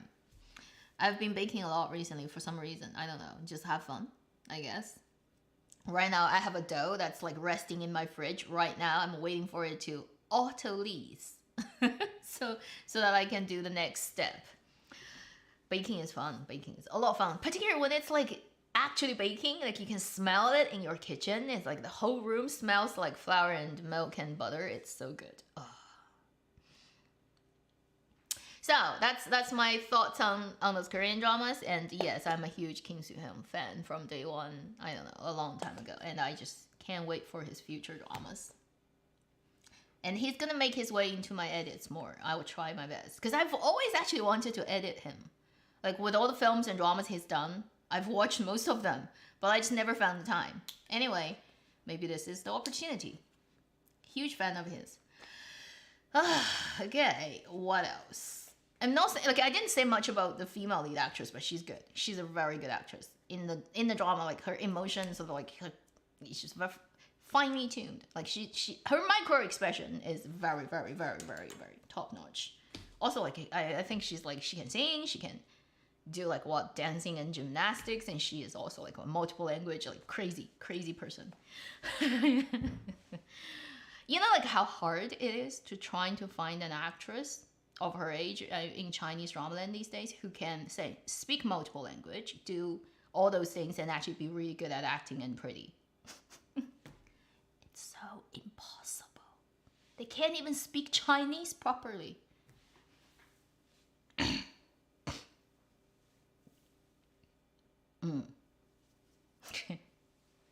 Yeah, and just final praise on those two leads of Queen of Tears. The last one I'm gonna say is they're both very good at line delivery.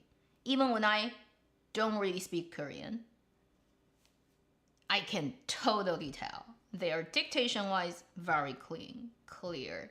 Emotion-wise, their voice carry the very accurate expression of the emotion very effectively. It's a very hard way to say that, but sometimes you can't quite bring emotion out with your voice. It needs like a actual level of practice to do it. And they both are so good at line delivery. When they're happy, when they're sad, when they're about to cry, or like that one moment of like the accurate emotional intensity, both actors are so good at putting that into the voice for Queen of Tears. The female lead, like she actually has OS, which is she's not acting, she's like a just narrative voice talking when the images are actually not her speaking them. So it's completely done in ADR. And that emotion is just so in the moment.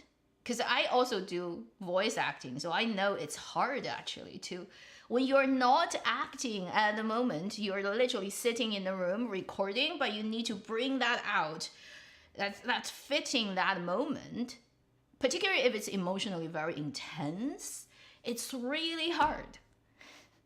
You probably have to do it multiple times to get to that intensity. Otherwise, when people listen, they wouldn't feel it. It has to be cranked up a lot. So it's not easy. I'm just saying, these two lines are really, really good too. Even when I don't speak Korean, I can so tell. It's like,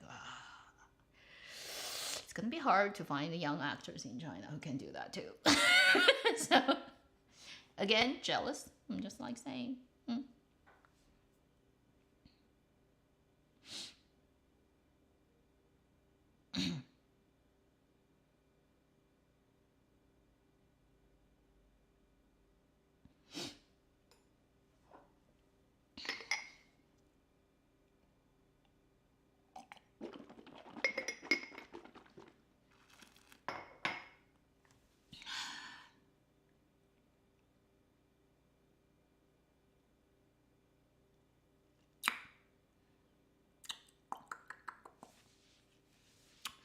So we are at 11 and probably we'll do another half an hour on Chinese drama because I am watching a lot of Chinese dramas too.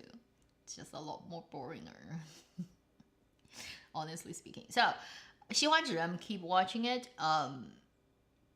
It's really surprising continuously to bring out the absolute opposite of Queen of Tears couple, which is really weird. It's like the period drama couple that just talks too well to each other, therefore they're completely in sync.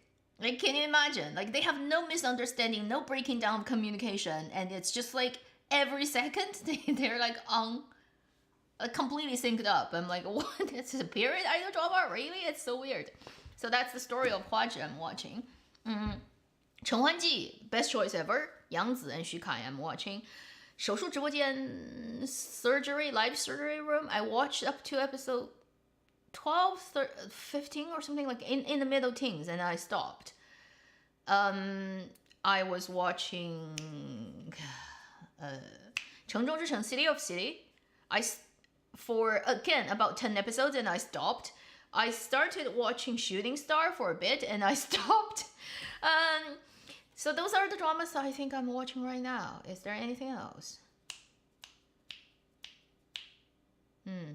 I will watch when it comes up like very soon the Yang Mi and Qin Hao drama, and there's another one that's coming up. 春色寄情人 the Li Xian and Zhou Yutong one that's coming up. So that one I definitely will check. So those are the Chinese dramas ongoing right now that I'm watching. World Face is already finished, okay? So in case you don't know, I've already made a video on it. Weirdly enough, my mother watched it without actually telling me. She's done it, and she just told me after she watched it. She's like, 我最近看追风者. I was like, what? And the second line, literally my mom was on WeChat or whatever, like with me. And the first thing she said is, I finished watching World Fate. I'm like, okay. She's like, 王一博那个小伙子演得不错嘛. I was like, what? You know Wang Yibo? I was like, what? Because she is like not in entertainment land at all. And she literally called him by his character name. He didn't say Wang Yibo. He's like, 魏若来这个小伙子演得不错. 我说王一博，他对王一博. I'm like, my mother out of her mouth speaking the name of Wang Yibo sounds like a fairy tale. It's just like so unreal. You have no idea for a lady who's in her 70s. Suddenly she's like, that's adorable Rao. I'm like, yeah, but like I'm shocked like you actually know Wang Yibo, who he is. How? So it really shocked me. But because it's on CCTV, so I think that's why she watched it. And it's a 年代剧, right? It's a 民国 espionage drama. So it's like definitely her age group stuff. So she watched it. And also she's interested in finance because my mother actually likes, weirdly enough, trading stocks. Like it's her hobby. So she's into it. She knows all those things going on. So she's like, that drama actually is really accurate about historically that happened. I'm like, yes, they did research, and I'm surprised you actually know about that too. So because she's very into this type of thing, so she's actually aware of like all the Mingguo mess about money and debts and all that. and I was just shocked. Like she actually watched War of Faith before like she told me. She finished it and she's like, it's pretty good. I was like, yes, it's pretty good. I'm shocked you actually watch it. And she actually knows how much Wang Yibo got paid, which is even more weird. It's like, where did you read that, Mom? She's like, he got paid twice, like more than twice as Wang Yang got paid. I'm like, yeah, and you know that? How? Unbelievable. She actually knows. Like, Wang Yibo's paycheck for War of Faith. I'm like, how did you find that out? Holy shit. So it just suggests like it's like I said in my review, it's like it didn't do like super well on iQIYI's web data, but it did really well on satellite television. And my mom is the proof because she's a lady in her 70s, so she knows Wang Yibo. So I'm like, no, my mother doesn't crash on anyone. Don't worry about that. It's way past that. I think she's just like into the whole finance part of the story, therefore she just watches it along, right? And honestly, I think he did a good job of playing this particular role. Like regardless of all the dramas he's done before, films that didn't worked, whatever, for 追风者, it worked out perfectly. I mean, he's like a really suitable cast for that role, and he did it pretty well. Like I can't really say there's anything wrong with it. Is it like masterpiece of work and it's gonna stay in history of like Dramaland as the best out of the best? No, but is it good enough for the purpose of the story? Yeah, I think so. Like I said, it's one thing. It cannot say that just based on that from now on he's gonna be like the greatest actor of his generation. Like the way far out for that kind of prediction, but at least like this one at least shows you if he is tuned correctly as a tool, like as a weapon, he can function in the way that a weapon is supposed to function. When you think about the drama making, if say the director or the whole story as a metaphorically as a game of chess, right? Then all the actors are just like one of the pieces, and where you put them to do whatever you want to get what you want is ultimately how well the whole thing would perform. And I'd say for 追风者 War of Faith, Wang Yibo's function is very well carried out and done as a piece of the whole chessboard. Like he did it well, and it functioned as it's supposed to function. I think that's the best you can give to an actor is like, you like for the purpose of the storytelling, you did exactly what we need you to do, and it's accomplished. Like that's it. Doesn't mean any other dramas he's done in the future will be like, you know, exactly like this. It better, worse, who knows? You just have to hop it one to one, see it. And it's not going to be everything will always work out. Even for the best actors, it's not going to be like that. Right? Every drama is a masterpiece. Dream on. It's not going to happen. But at least I think this drama proves, given the right circumstances and right adjustment, he can act. I think the previous things, for whatever reason, that didn't work. It just didn't work. This time it did. That's it. So hope in the future that he will get more of this type of projects that works. Maybe it's not always up to him, you know, like sometimes it's also to do with luck and to do with who you're working with. It's a very complicated, sort of synergetic thing. Sometimes on set when you work, you happen to end up in the crew that is just working really well. People get along well. They communicate easily. They even like inspire each other. Sometimes like it's just the opposite actor who inspires you and puts you in the right sort of like zone so that you can do it right. And if it happens to be like in a crew where just like people don't get along, like I don't know, astrology chart is not matching or whatever reason is going on, people just don't like come together. It's like the dough doesn't form, then it cannot bake into a good bread. You know, somehow ended up being bakery again. But I'm just saying, you know, that there are multiple things that influence things in the end result, and when you get a good one, you just should feel lucky and should grateful that it happened. But you cannot always control all the elements, and often things don't work out. When it works out, it's lucky. It's just really lucky, and you really should appreciate your luck. Islands 烟火人家 can't continue watching it. It's too much stress. Okay, like the whole beginning and like the mother-daughter relationship is like, I don't want that. It's too much. Because every drama like is doing that, and there are way too many dramas that has that. I'm like, I don't need one more. Wang Yang and Wang Yibo in another drama together. Yeah, that would be cool. I hope that happens too. They do come together quite well. You know, like when the drama was on, there were so many fan fictions on China's social media writing about Wang Yang and Wang Yibo. It's really funny. And usually it ends up being the version where after 49, Wang Yang's role went to Taiwan, and Wang Yibo's role stayed in mainland or other places, and then he's writing diaries and thinking about him all his life. Like, I've read so many fan fictions. Like, literally it's about Shen Tunan missing Wei Ruolai and then never could meet again. And it's just like so you know, like I read those fan fictions, I'm like, yes, like Shen Jingzhen is completely not in the picture. Sorry, Li Qin, but you're not here. Okay, you're just like, you unfortunately is just a tool for your brother and Wei Ruolai to get together. You are literally married in Sherlock for Sherlock and John to get back together. Once you're used, you're dead.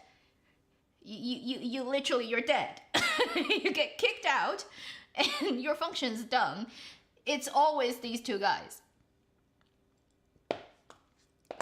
Unbelievable. Like, I've read so many fan fictions of these two, and I'm like, it actually works.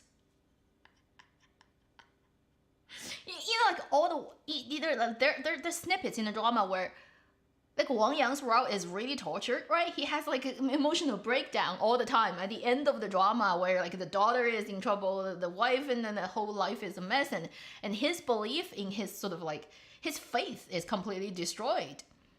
And he's crying, he's always like, I don't know what to do. Like, he's just such a, you know, and on the other hand, right, the Wei Ruolai character is really stable. He's like emotionally really stable, right? He's pretty strong and a very sort of like has a very hard core. So in a way, it's like a relationship like that. And I don't find it weird that people ship Shen Tunan and Wei Ruolai. I'm just like, this pair of teacher and student. I guess Wang Yibo just has to be E, because he's named E. There's nothing you can do about it. He's got E in his name. He just have to be. I don't think he could ever be. When there's another guy in the picture, he's always gonna be. Doesn't matter the other guy's age or whatever, right? Wang Bo.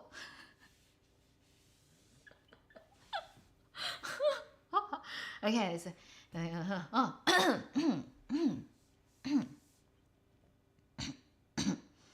yeah, people write some fictions. Like I would not I would not mind.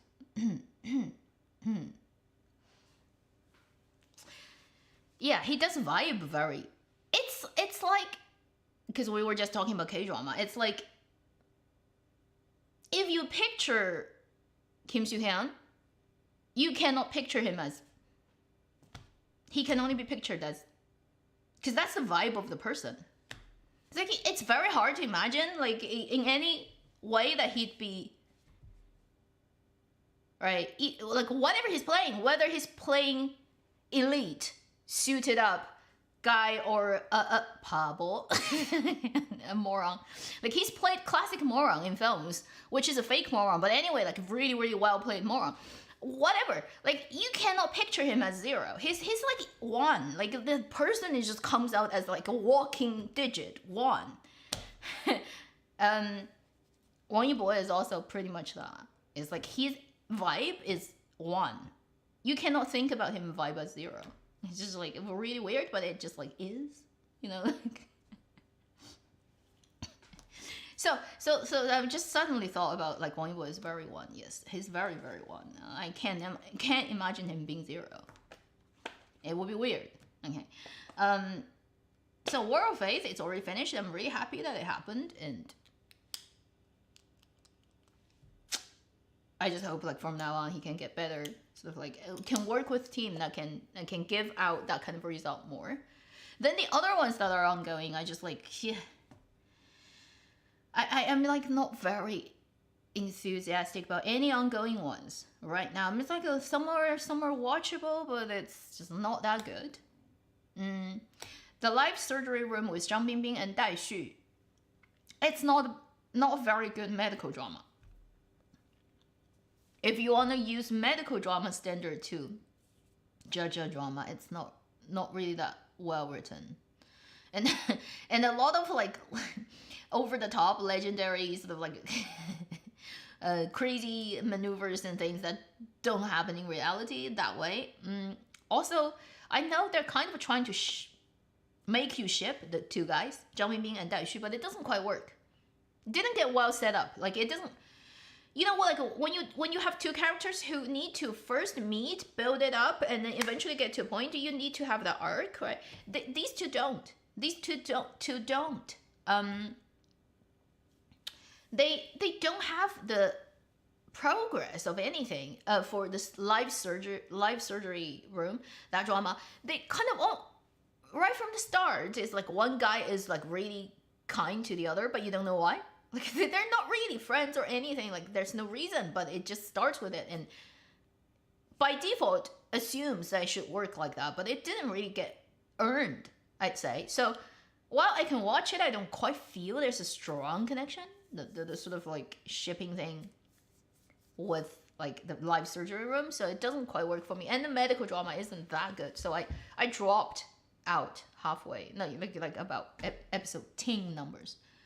And I stopped it. City of the Cities, I stayed there for about 10 episodes. It couldn't continue. One is I'm not that interested, honestly, in the whole banking and all the fraud and all the sort of like the gray zones of like doing money things in banks. The other is that drama has one problem to me that is big, which is there's no one attractive male characters that would hook me to it just because I like him. Yeah, it's shallow, but it's like really realistic. Is among older actors, they're too old for me to feel like they're uncles to me. Like, that's and for the younger actors, you really just have Bai Yufang, who is, sorry, not my type. Okay, I just like I watch them, I'm like I feel nothing.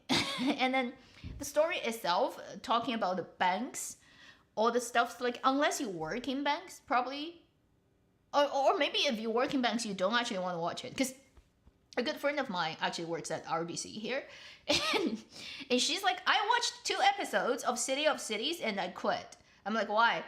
She's like, I already have enough shit to deal with every day at work. Which is exactly like what they're saying in the drama. It's just the Canada version. Not that different, honestly. So she's like, I don't need more. I hate this. It's like, it feels like I'm working. When I'm watching a drama, I can't do that. So she quit, literally. So I guess in that department, it's actually a pretty accurate description of like works in banks. Even though it's different countries' banks, probably like it has a lot of similarities. And my friend is like, I cannot deal with that. I cannot watch. Oh, I'm okay. So I also quit the drama because I don't have that problem, but I don't feel it's that interesting a plot. And then I scoured that drama. I can't even find one face that I want to fangirl. Yeah, it's very realistic. But I mean, when I watch War of Faith, when I watch Shen Tunan and Wei Ruolai, you know, all the going on, even Lin Qiaosong, come on, Zhang Tianyang is actually really handsome in War of Faith. He's a pretty sexy guy. Particularly when he's smoking and he gets all the backslashes and he's like half naked and in bed with his mistress. It's like that guy is actually quite hot. So at least like in 追风者, you have like a couple of really hot guys, okay? And then like in City and Cities, I can't.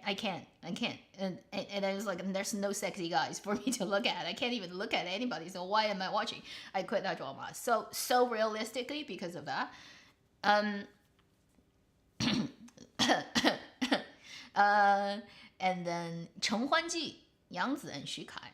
I actually was on like, I haven't dropped out yet. I'm still watching. This is a drama I think I wouldn't really highly recommend it to anyone because is it like really good and exciting? No. Is it really bad? No. Some parts of it is annoying, yes, the mother-daughter relationship, but then it's not as aggravating and as blood pressure inducing as other really bad mother and daughter relationship. It's like you expect an annoyingness, but then also it's not so bad that you can't keep watching. And then the male lead and female lead is actually not very cliche because they really don't have that like, oh, I see you for the first time in my life and I have instantly fall in love. They don't have that. They very slowly sort of try to understand each other. And even at this point, like 22, 23 episodes, 25 episodes, they're still not like together in any sense. They're, you know, like they're sort of like building it up really, really slowly that it's not really a stupid, silly romantic story either. So it's like working for different departments. It's like all going okay, but it's like not impressive in any way. So 承欢记 best choice ever is like the drama that it's watchable, it's not pathetic, it's not stupid, it's not bad, trashy, but then it's not brilliant or like recommendation worthy either. It's just like sitting at that lukewarm place of watchable, not too bad, not too good, okay, but then if I want to sell it, it's hard to pitch it. If I'm the marketing person, I'm trying to market this drama, how am I going to sell it? I'm actually going to find it really hard. Because it has absolutely like, you cannot 黑红 it, which is like black Reddit, which is, it's so bad and it's so ridiculous at some points that it can actually draw people in to see how bad it is. It's not so good. It's so good that it's obviously good. If you don't watch it, you lose something. It's like in that really hard to market zone where it's not that good, not that bad. Okay, but So that's like what best choice ever is like to me right now. I don't think it's going to change much in the future.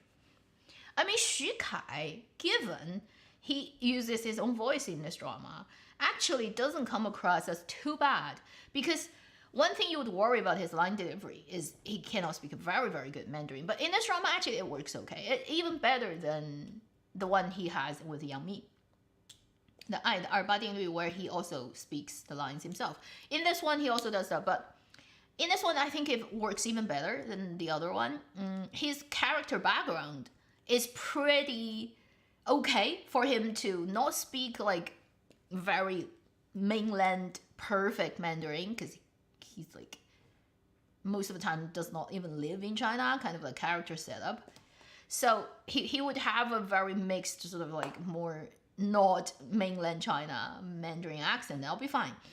And actually his acting is not bad either, but I think his role is written as this very undefined and not really on paper quite worked out strong character, clearly defined character. Therefore, he most of the time functions just as the plot needs him to be doing something. As a person, you see very little personality of his character, like going on anywhere. It's not bad, but it's like like with that script, you're like unlikely to make the character interesting. Any actor can do that. It's okay to watch, but it's not that impressive. And I mean, we all know, right? Xu Kai is not an acting genius. I don't think you need that. He's been around for how many years? If he is a genius, we've found out a long time ago. Okay. And since it still hasn't happened, it's like pretty obvious. But is he like unwatchable? Not really. He's like doing an okay sort of like acceptable idol drama actor acting, which is just like, yeah. And he does look pretty okay in this drama, I think, because he's at the low point of his body weight. Like he has this guy has this thing with if he's fat, he doesn't look good on camera. If he's skinnier, like if he loses weight, it immediately makes him look better. He's unfortunately one of those guys who shows up on camera extremely easily with his body weight change. And in this drama, he's on his skinnier side, so he actually looks really good in his suits, and I mean, pretty convincing sort of like boss, elite type of a guy. Pretty eye candy, I'd say, and that's it. You don't really expect that much from him anyway. Like, come on, when you cast Xu Kai in a contemporary drama who's acting a 霸总, right? What else do you expect? You just expect him to look good in suits. That's all you expect. Would you expect like Kim Soo-hyun level of performance? No, nobody would ever expect that. I don't think like even his fans would ever expect that. We all know it's not like what he's known for, right? He's not known for that. So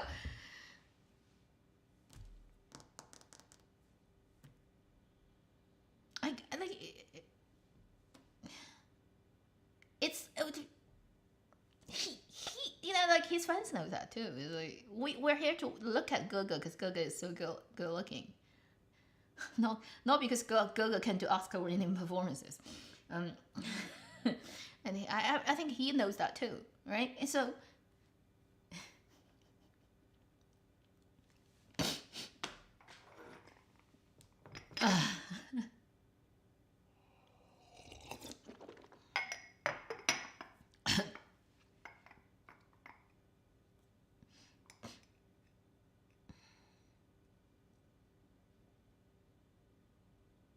who knows about those Hello Saturday? Yeah, usually the drama gets promoted and it happens, but sometimes maybe Chinese drama and censorship is weird. So who knows? Hu Yixuan will start with Liu Xueyi for Love Never. I think, is it like the whole face swapping thing? Isn't there a drama that's like Yuan Mian's drama, but then because she's like cancelled, therefore like Hu Yixuan swapped her face? Is it? Because I remember Hu Yixuan swapped someone's face. I just can't remember which drama, but I think it is Yuan Mian.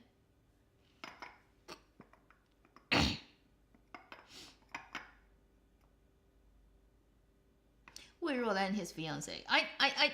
Wei Ruolai and Shen Jinzhen, they're not really a romantic relationship couple. They're like almost like idealism. We're on the same road. They're like we're walking towards the same goal, and we happen to be comrades. Like that's their relationship. They never really developed that level of like that type of romantic relationship per se.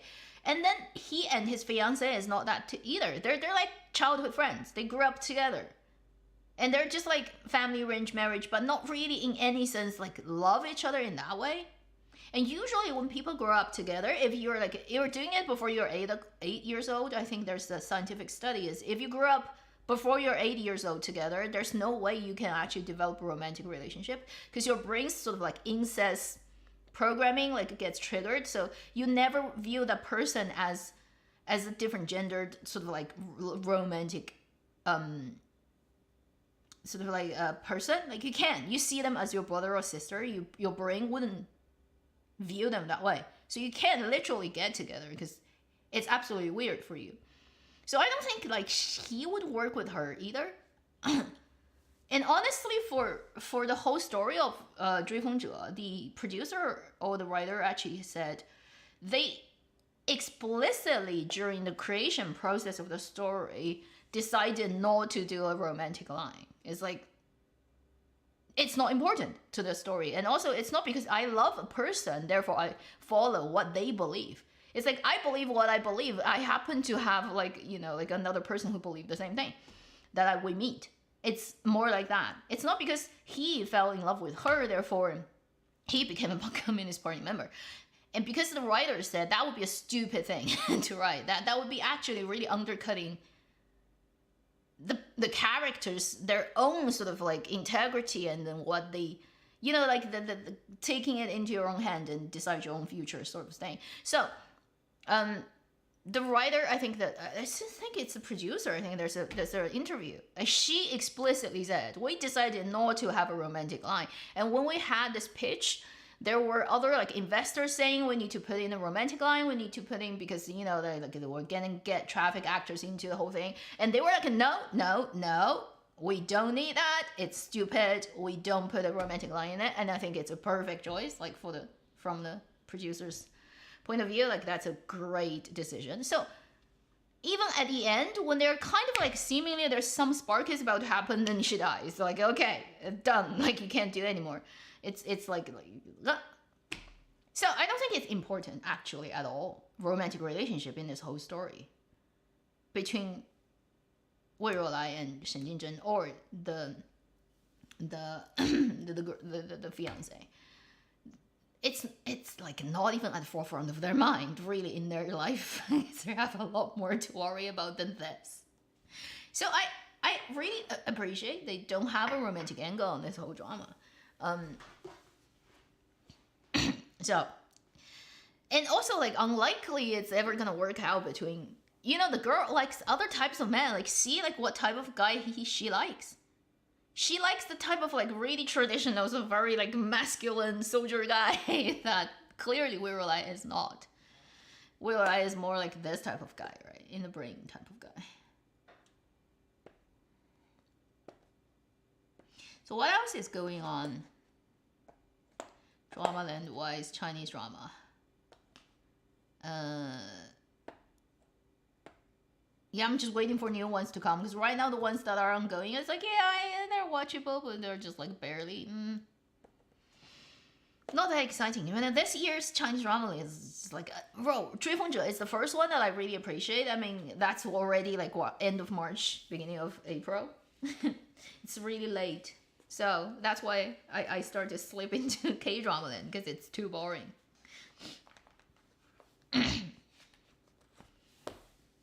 Joy of Life, I think, is like showing up in May.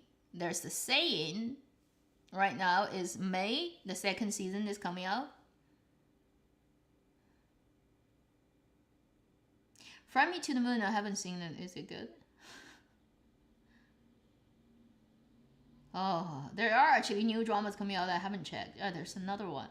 I just remembered there's another one that just came out. I did. My life. I can't.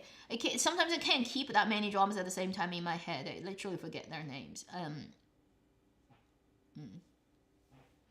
And honestly, emotionally, right now, I just want to see the last 4 episodes of Queen of Tears and get it over and with. Waiting is such a pain. You have to wait every week for 2 episodes, and then I have like what, 9 days to wait for everything to end for Queen of Tears. And right now I just want to finish watching this one, because man, I've had a ride, and I want to finish my edits, because I want to do another edit, and I need the last 4 episodes content. Otherwise I can't do it. This is for that purpose. It's like, come on, just give me the episodes.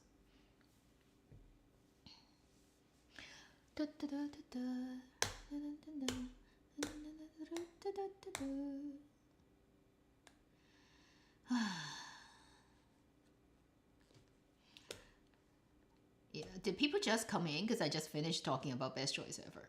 Literally, people are asking, "Are you watching?" I'm like, I just said about what I think about it. Yeah. It's almost 12. So, let's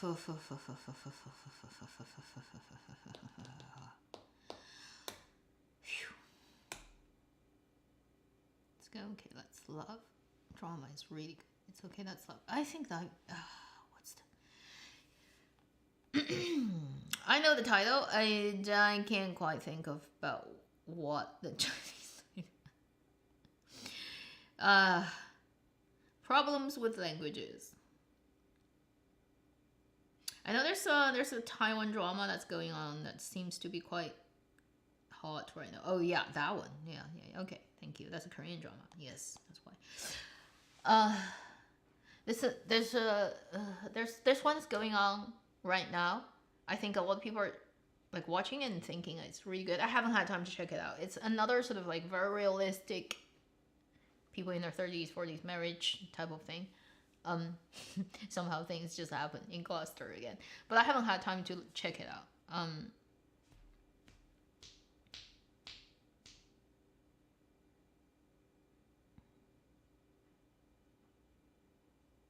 It's Okay That's Love 2014. Yes, I know. It's I just saw the poster and I remember what it is. You see, like a lot of things I've seen that title, but I don't know which Chinese title it connects to and which poster it connects to and who are the people.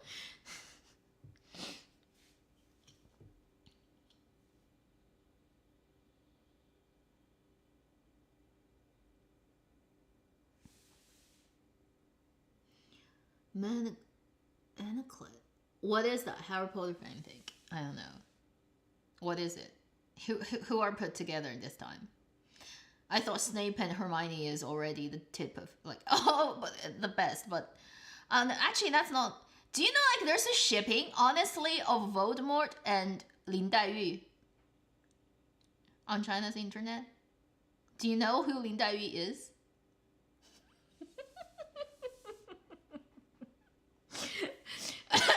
If anybody knows, please help me type it out to enlighten our audiences about the shipping couple of Voldemort and Lin Daiyu.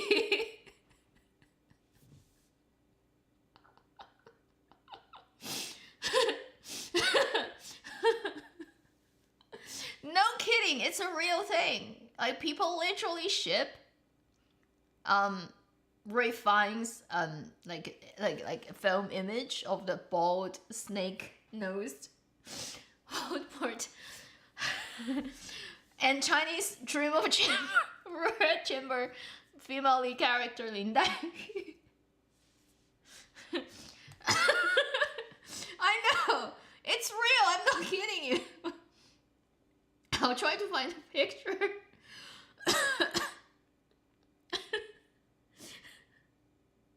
I don't know why, but it does exist. I'm not kidding. I'll show you a picture to prove it. I'm literally crying. Okay? Oh my god, it's so funny. Oh, I'm gonna mess up. Oh my god, see? It's a real thing. I'm not kidding you. I need to get some tissue. This is too much.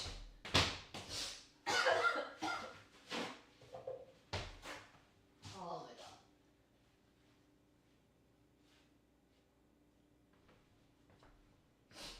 Oh. My makeup is running.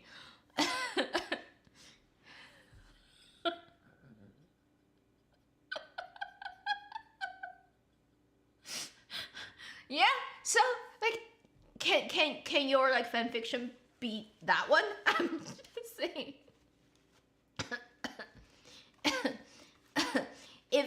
If the one that you're talking about beats this one, let me know. I don't think it could. It's a real thing. No kidding. Lin Daiyu and Voldemort. Oh my god. Oh my god, this is too much.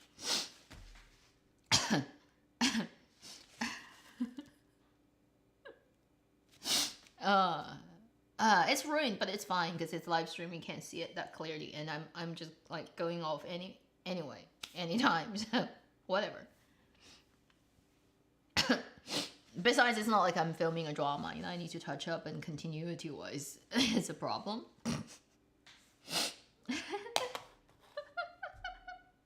Now you know. Introduce you to a new world. You know, like again, because I'm talking about it, I just remembered because there's a really funny joke. Lin Daiyu is a very weak, like sickly person, right? She's sick all the time, and she's a poet.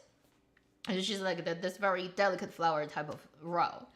And then Chinese people like to joke about like mixing her up with other completely different traits. So it's like people like to joke about in the book of Dreams of the Red Chamber, each chapter is a title that's two lines that are matched up. So it's like this person did that, that person did that, and they're like poetry. They match. So every chapter has a title that it's like a poem. So usually it's like Lin Daiyu did something, something, something that, or Xu Baochai did something, something like that. It's like that title. And so people make up a title that's very famous, which does not exist in the book, but it exists in another book. So 水浒, it's like one of the characters, this particular Ming Dynasty type of novels have this type of style of titles of chapters. In another book, there's this guy who's very strong, and he pulled out a willow tree by his arms. Literally just like in the ground, he pulled out a willow tree to show how strong he is. So it's 倒拔垂杨柳, which is like pull a willow tree out of the ground. So people like to make up this chapter name that does not exist in the book, which is 林黛玉倒拔垂杨柳. Which is Lin Daiyu goes and pull a willow tree out of the ground. And it's the type of... It gets used as a meme to describe things that are completely ridiculous. It's like paradox, like things don't make sense come together as one. You know, that type of meme. So this title got created called 林黛玉倒拔垂杨柳. And then I just remembered in Queen of Tears, the auntie character, she has this scene of her walking into the church where her ex is marrying a woman who used to work for her. You remember that scene earlier episodes? And she literally pulled a tree out of the like there's a huge like bonsai tree, but it's pretty big. It's like one person size tall, and she just like grabbed it out of and use that tree to hit the married couple. And I was like, you know, like when that scene was happening on China's Bilibili, where people actually grabbed Netflix's show and put it on there, when that scene is happening, everybody on live comment is like typing 林黛玉倒拔垂杨柳.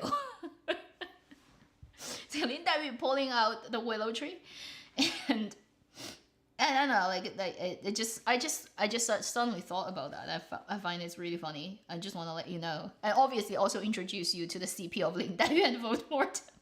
So now you know.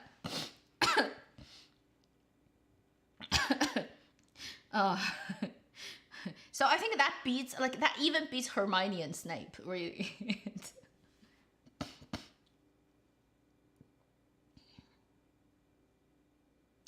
Yeah, 红楼梦 is hard. 红楼梦 is too complicated. In a way, it's even for Chinese people, even if you just read it in Chinese, it gets really complicated for you to talk about a lot of things, characters, and even till today, people are still writing essays on it. It's that complicated.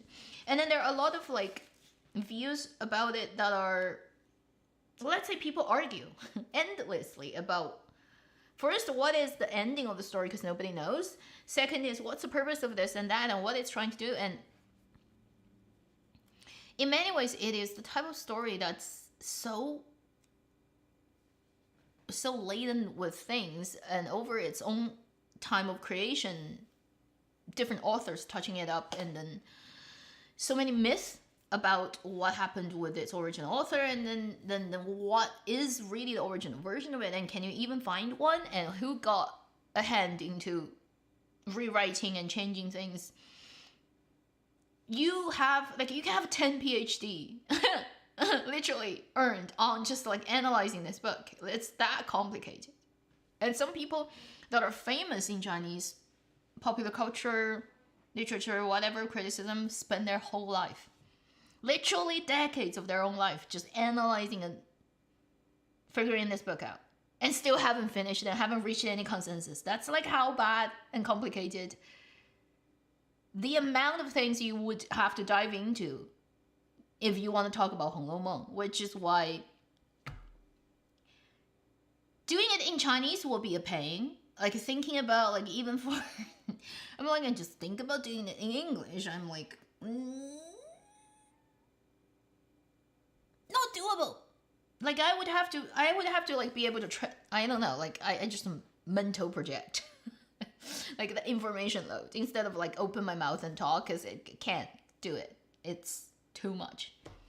But it's not an average, let's just put it that way, it's not just a simple romantic novel that happened in 18th, 17th century. It's so much more complicated than that.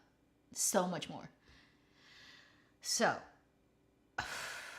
and the moment you start translate, literally the moment you open your mouth and you put it into another language, it's no longer really that thing. It becomes diluted and it starts to approximate. Because even if you read it in Chinese, it's not like you can easily 100% grasp what it's trying to do, and then like you put it into another language, it's like good luck. Does not work like that. It can't get it work, really. So for 红楼梦, really the only way I'd say is you have to learn Chinese and read it yourself. And even that is gonna be hard.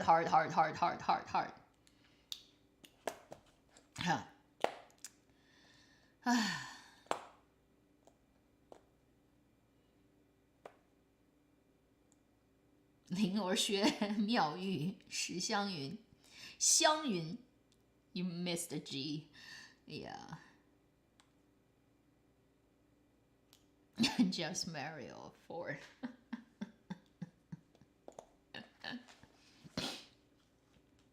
And that will be completely off track of the writer's purpose of writing it.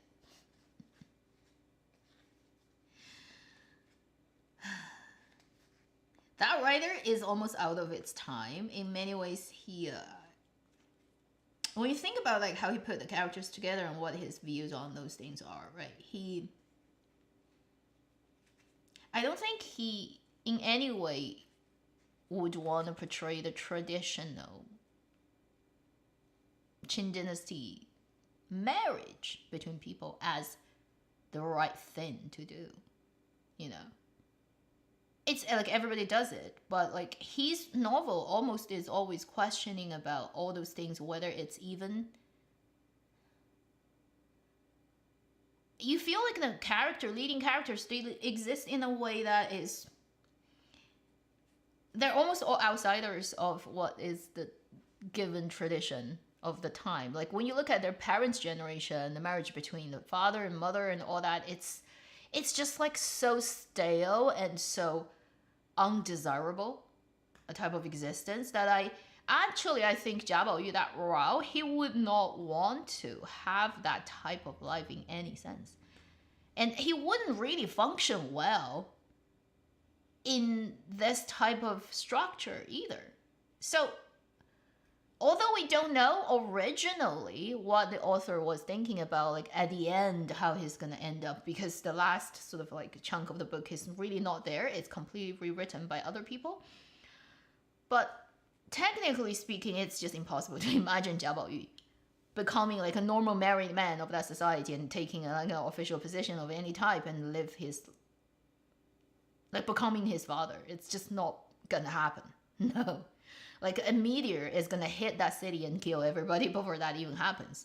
But that's too much. Like if you don't know 红楼梦, let's don't go there. It's abyss, and it's like a black hole. It's like a black hole that I somehow want to tackle, but I may never be able to do that in this lifetime or timeline. Who knows? But it's like way too complicated for us to discuss right now.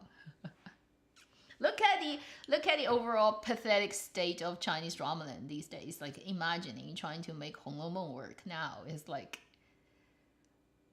hoping for like conquering Mars will be an even more realistic thing to do in the next 20 years, really, than making this happen for Chinese drama land.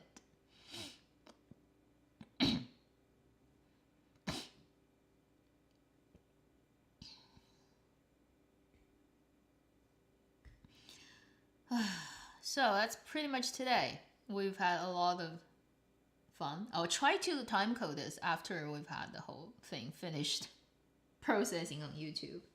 YouTube is so crazy. When you have this live stream of 2 hours, 3 hours, and you stop, and then wait for a bit, it starts to go on its back end.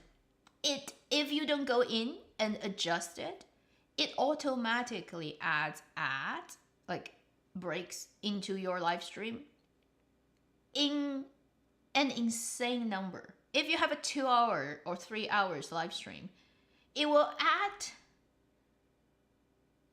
something like 50.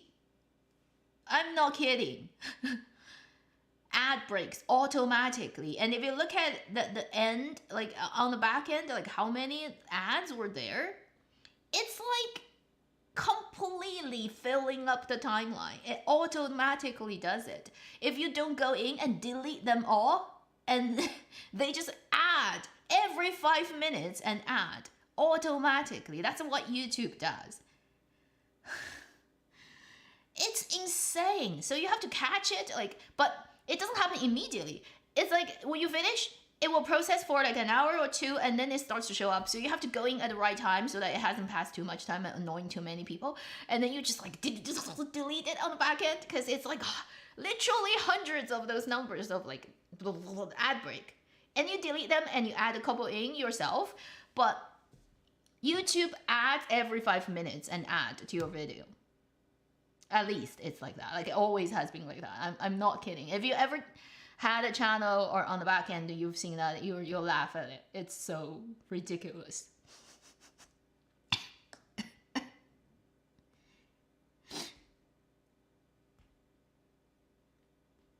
What? Disney? I have no idea what that is. Yeah, and you giving me money too, but I mean, yeah, everybody knows. So like, if you want, you can watch it on a browser and then just like ad block everything. But if you're on app, good luck. You can't do anything about that. What else? Yeah, today we talked about a lot of things. We talked about mostly K-dramas, 3 K-dramas, and then a little bit about what's going on right now in Chinese drama land. And we shall see if the coming up ones are gonna be good. We are hoping for let's say the Yang Mi and Qing Hao one. I'm curious to see if that one works. And also the Li Xian, Zhou Yutong one. And right now I'm just like lukewarm about it, because romantic drama, right, from Chinese drama and from Tencent, when is it like ever that good? Sorry about that, but like I haven't seen a really good one, honestly. Contemporary romantic drama from Tencent. It's all just yeah. And unfortunately, this new drama that's gonna air very soon, There's a Lover in My Hometown, is gonna run right into the ending of Queen of Tears. I don't think it can compare, right? Even before it started airing, I don't think like at this point already, because of all the build up of the previous episodes, I don't think it's gonna distract me from chasing the Korean drama down the road and say like, give me the last 4 episodes of emotional bomb. I'm just looking for emotional bomb right now at this point. Then into May, maybe we'll have Joy of Life 2. I'm not sure if it's gonna happen. Looks like it's gonna happen. The rumor is it's gonna happen, but if it doesn't, can't do anything. Then, like, can we just get a Fox Demon happen? Because it's been so many years. I'm like, come on. I feel Gong Jun needs it. Okay, he needs it. If it doesn't happen, like, he's gonna disappear from Dramaland soon, because his dramas just didn't do anything after Word of Honor. It's all flatlined. And you can only flatline that many times before money starts to say, we just don't want to invest in you anymore. So if Fox Demon Matchmaker, Fox Spirit Matchmaker doesn't work, then he's like in trouble. Let's just say honestly. Then what else are we looking forward to? I don't know. Yeah.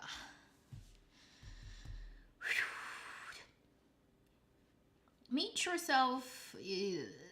Well, okay. Like the slow burn things, like, isn't that a Mango? Meet Yourself. It's on Mango. It's not Tencent. It's Mango. It's Mango, right? It's Mango. I think it's Mango. Is it Mango? Is Tencent Mango? Now yeah. But slow burn dramas, it's very relaxing and nice, but not the type of like I'm just saying like high crank it up. I'm saying crank it up romantic story. Okay, because I know it's very drama land drama. It's not realistic, but occasionally you need it. It's like I know eating healthy, eating clean, bioorganic, and you know like nutrition dense food is good, but occasionally I just want a burger. Or occasionally I just want to fry, just like once in a week or once in a month or a year, you know, just like go crazy with it. Or just like double fudge chocolate, whatever, ice cream. You know it's not good for you, but like you want it, just like. Because I think that's also like a stress in a good way. Sometimes I feel very realistic, very relaxed, very sweet things are nice to watch, but it's like, it's so mellow and sometimes you just want something that makes you go, makes your cells excited. It's like that emotional volcano explosion occasionally happens is really exhilarating. It doesn't happen all the time. You don't want it all the time, but occasionally when you see a good one that can potentially serve you that purpose, it's like, let's just like go into it. Get excited for once, and then the rest of the time you can relax. But occasionally just sprint is really exhilarating. It's like you like if you only do yoga all the time, it gets boring. It gets boring, and sometimes you just want to suddenly sprint like 400-meter rush. You Are My Glory. I was okay with it, but I don't think it's, honestly, those two actors, right, they're just like doing a better job than they usually do in other, compared to their other dramas. But by no means, if you want to, let's say, like stretch it out to compare to all the good romantic dramas out there, it immediately is not even existing on the top list. That's my honest opinion. It's like if you compare it to Didi Robao or Yang Yang's other stuff they've done, okay, it's the better one than their other stuff. But if you compare to all the other stuff that exists across the board, then it's like not even there.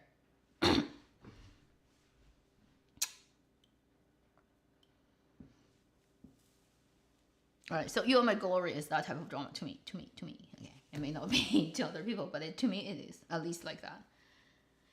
And frankly speaking, I pretty much have given up on hope of actually people doing proper acting work. Who are like actors like Yang Yang or Didi Roba at this point. You're gonna need a miracle, and you need like a huge car crash and memory loss and erase happening to them to like reset them. They need to get, literally, they're like computers that needs to get their previous program wiped and reformulate, and then just completely newly installed operating system. Otherwise, it's just too much garbage built up from the previous works that's there. You need to complete reboot. Otherwise, it's just like with what they have accumulated up to this point is like how you're gonna make that miracle happen. I don't see. That's how I would put it. So I don't consider them to be possible, even like probable to like to be in any way. I'd say actor, like real actor. Like Rao comes before me, celebrity image and pretty people image, for them to be that type of actor and actresses.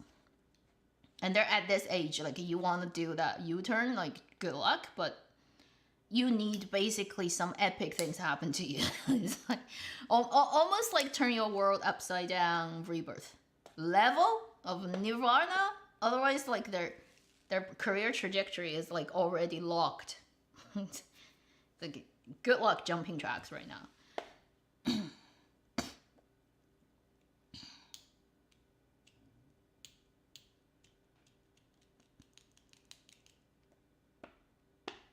I also don't put a lot of hope in Didi Roba and Chen Xinxu.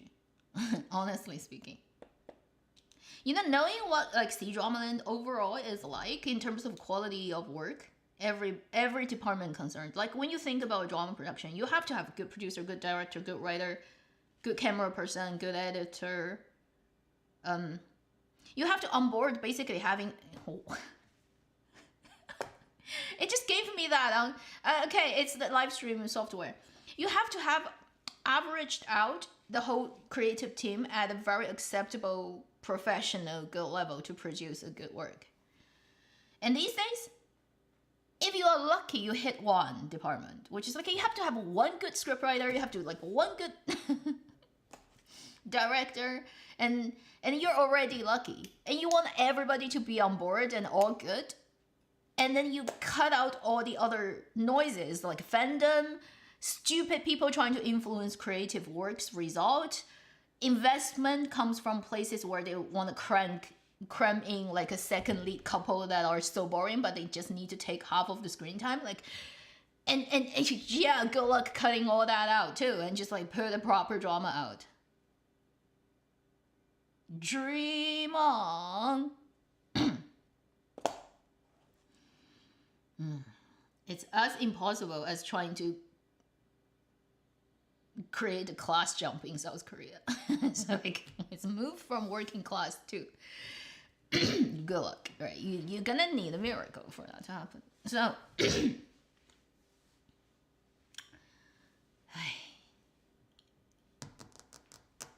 it's not like we don't have talent, okay? But a lot of good talent people, they don't have, like, after some time of being just completely, because if you keep working in an environment that is like not conducive to creating good work, you don't see people who work properly, you don't get in contact, like you're not helping each other out, and you're not growing, you're just constantly being used up, and your energy gets depleted, you don't get any replenishment. In this very drought situation of creative work environment, over some years and some time, even if you had something to start with, talent, whatever, ambition, whatever, you lose all of it. Eventually you become just like everyone else. It gets all used up, and to some point, like, you just never can recover from it. You just go with the flow and become a part of the like a cog in a wheel thing type of thing. You just become a part of this whole system that is just like keep on pushing out crap. That's what Chinese drama is looking like now, and we need you do need like stimulants and new fresh things. But also there are people who really have been in it for too long. It's gonna be really impossible to change their habit. So there are certain actors and actresses who are very popular, have huge fandom, very pretty, seemingly all perfect, but I don't think I trust them with any projects that really needs proper acting. If I were the producer, casting director of a project that I don't care about how much money you can bring me, I just care about if you can do a good job to do justice to this character that's in the story. Are you suited for it? If that's the only consideration, if I'm a casting director or producer of a project, honestly, even like with a script that's semi-interesting or engaging or a little bit complicated than the superficial characters. Let's say just like it has a script with a mediocre level, good enough, complicated character. I wouldn't trust 95% of the working actors these days. Popular ones, like the ones who have a lot of fans and seemingly everything is perfect going on with them. I wouldn't trust like 95% of them to do those roles. I wouldn't pick them. Thinking you're very pretty, you have a lot of fans. Yes, you're gonna bring me money, but you can't do this role. It's literally as like, you cannot play it. I don't even need to screen test you. I know it's not gonna work. It's really bad. It's just like that bad right now.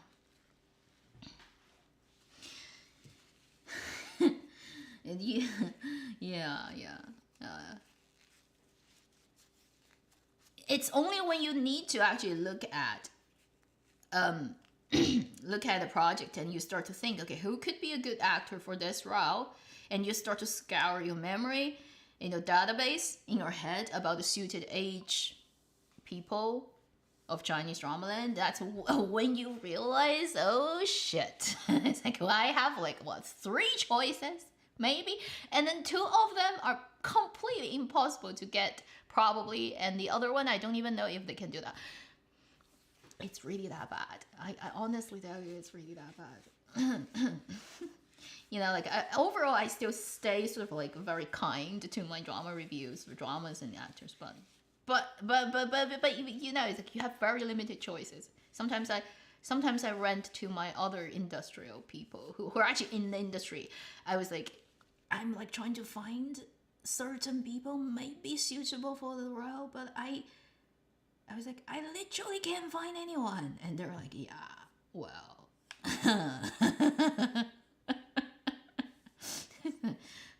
It really can happen like that. Unfortunately, that's what we have these days. It's a mess. It's a mess. And I'm smiling, trying to look very positive, because yeah. Mm-hmm.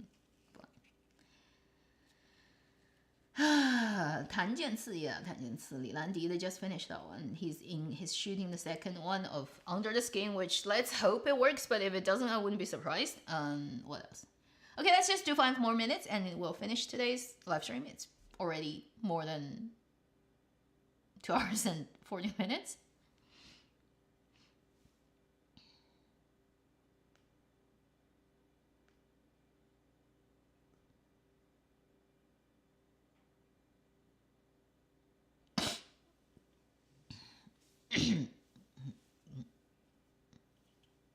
I don't know how it ended up like this, which is like acting is just anybody can do it.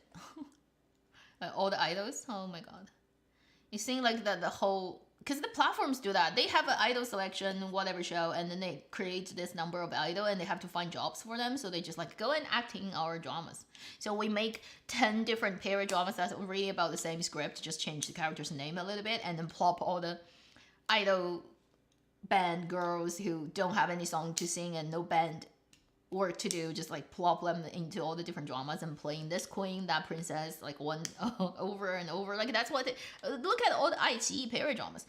Like so many of them are like the previous idol, like 101 girls who not 101, yes, who didn't do anything and then ended up like, you know, like just like, end up in this drama playing second lead role, third lead role, fourth lead role, whatever, just get something to do. Otherwise they're like just like they have nothing to do, and all the scripts are the same. It's just like, yeah, like you see how many of that drama exists, right, in this type of situation. So I mean, like Ju Jingyi gets dramas all the time. She does iQIYI dramas, she does Youku dramas, she does so many princess dramas, whatever dramas.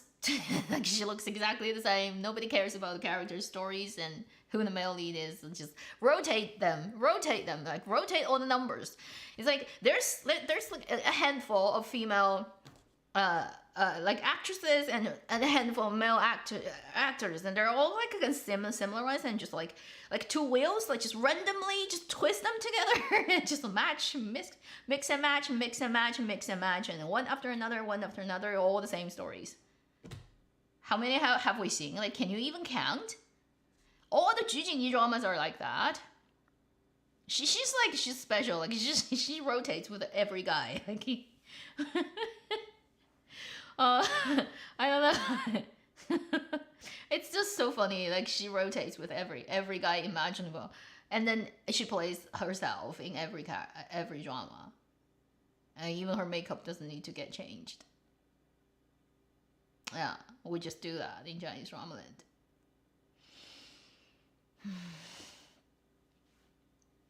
And like you can't even call her actor or actress. She's not. She doesn't even like get through like stage 1 of being an actress, right? And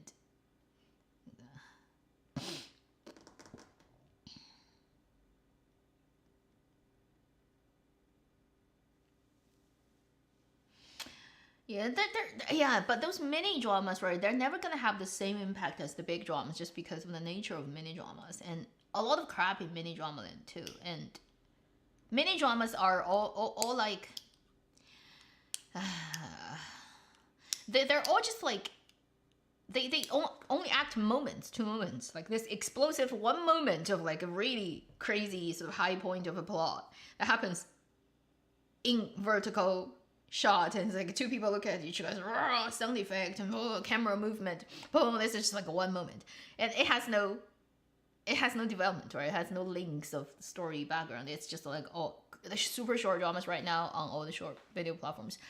I find those like really brain damaging. Literally, I find those dramas literally like drugs. They're like heroines on your brain. You better not watch them, really. You know, like there's so many 1 minute dramas now that are I even get emails, people like in my mailbox, they literally is like, we are a new short drama platform and want you to help us promote whatever stuff on that. I'm like, that's like it'll ask me to just sell heroin, just like mental like drugs, like do you know I'm Chinese? You know, it's like drugs and Chinese don't go together, right? Like we have opium war to prove that it's a bad idea. So it's like, good luck, like asking me to promote that for you. No, okay, not even considering that. It's so. And super short dramas are right now really hot everywhere. But I just like, I'm so. Okay, occasionally see one. That's like nobody has done it before, and you've done it, and it's like interesting. But then like everywhere, it's like, and it's like drug on cell phone. It's like drug on cell phone. It's such a bad idea.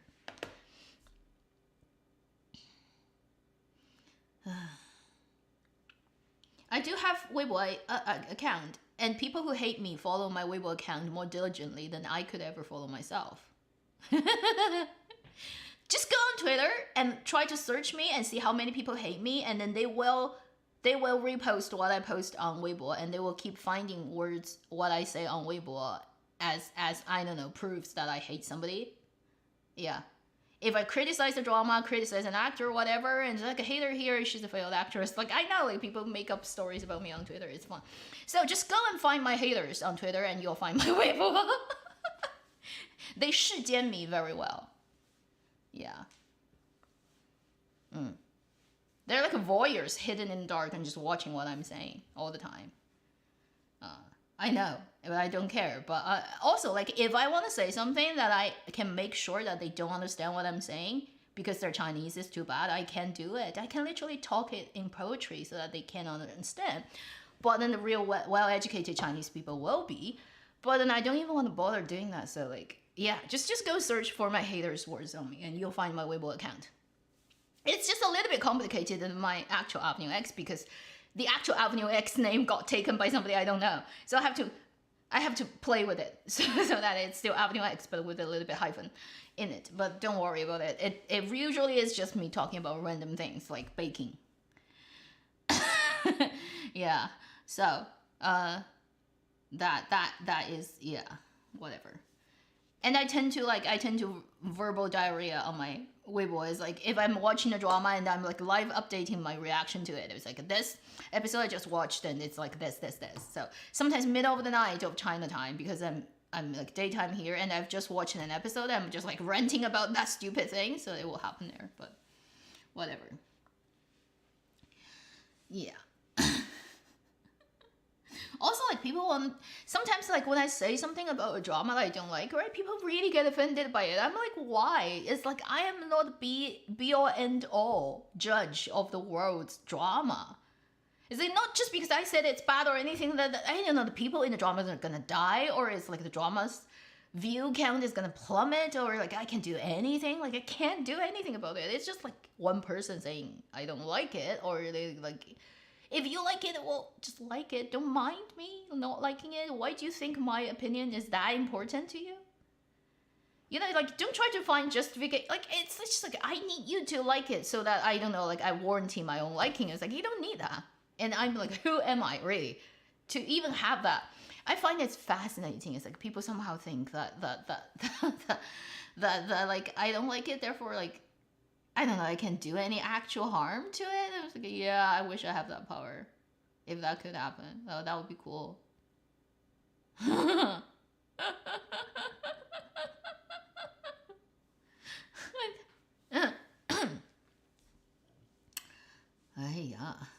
I don't understand that. Yeah. And yeah, I have clear personal likings. You can see that, right? There are types of people who just don't work on me, and types of actors never connect with me.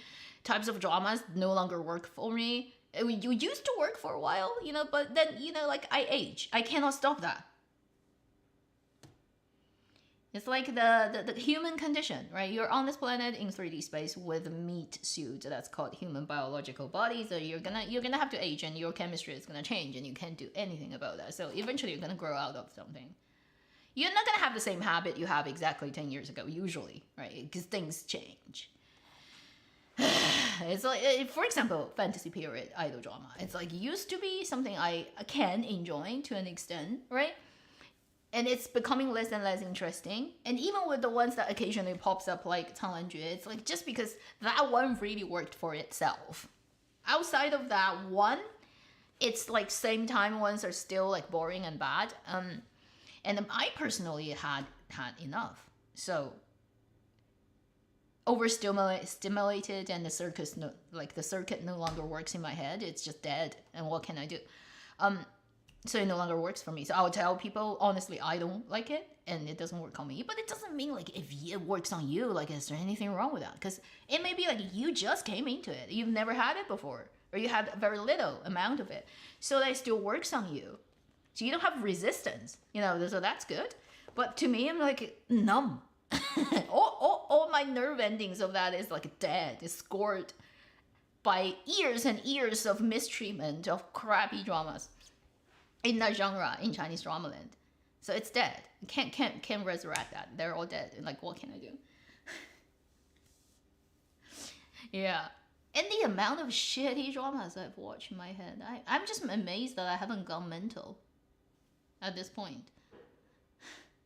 Doing my channel for like 7 years, and during those times watch that much crap, still functioning and kicking pretty normally, I guess. Like I don't have a huge mental breakdown.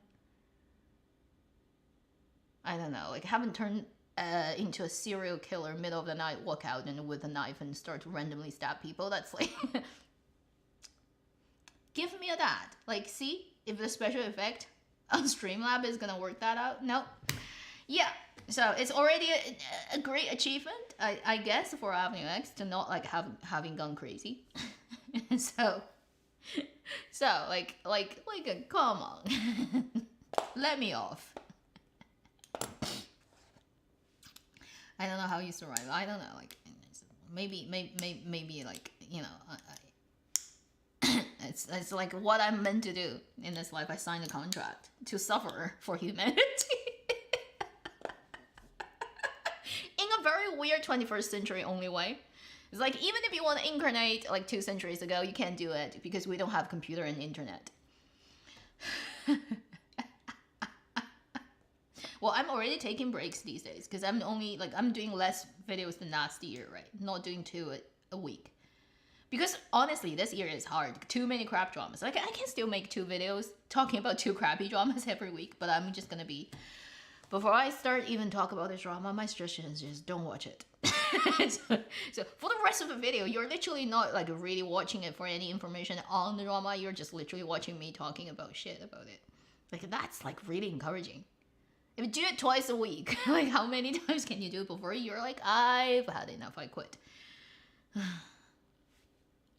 I honestly sometimes I don't really know why I'm here, but I'm just keep doing it. I don't know. Maybe for bigger purpose, like who knows what, or maybe it leads to nothing. Who knows? I don't know. Because I picked up baking right recently. You probably have seen it on social media, and I was like, I'm actually really good at it. I have no idea I am.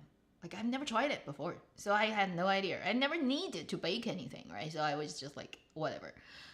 And then like within last month or 2, somehow I ended up like researching about how to make sourdough. So that's an interesting thing. It happens out of nowhere. Literally, you just let it happen. Literally with water and flour, and you don't add anything. And nature gives, like you live in a space and bacteria just exists. So you just let it happen, and you blind luck draw what starter you would end up with, whether it smells like this or that.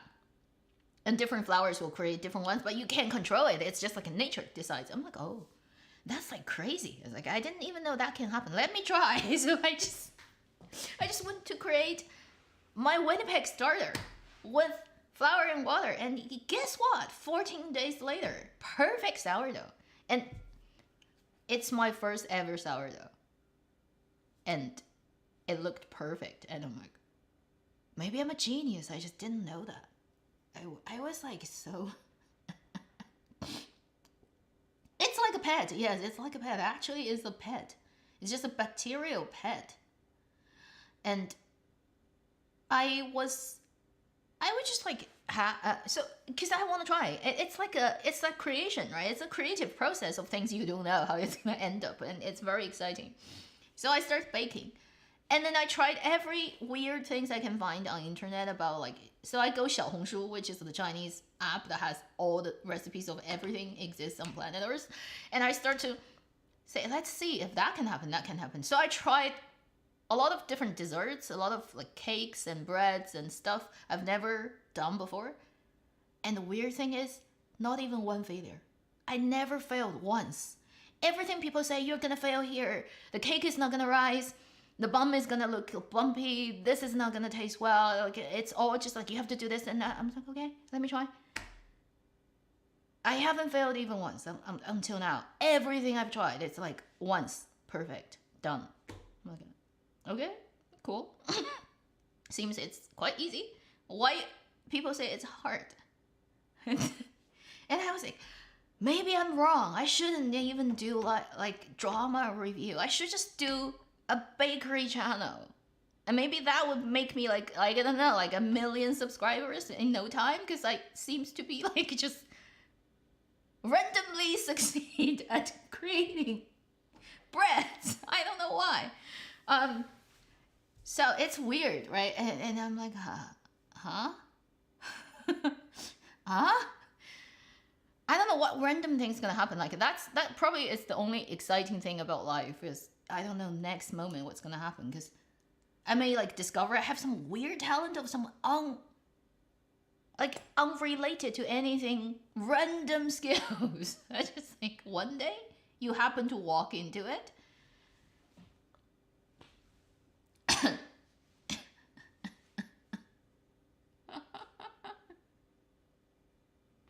Welcome to Sourdough. I don't know, like it's weird. I don't know, it's weird. And honestly, like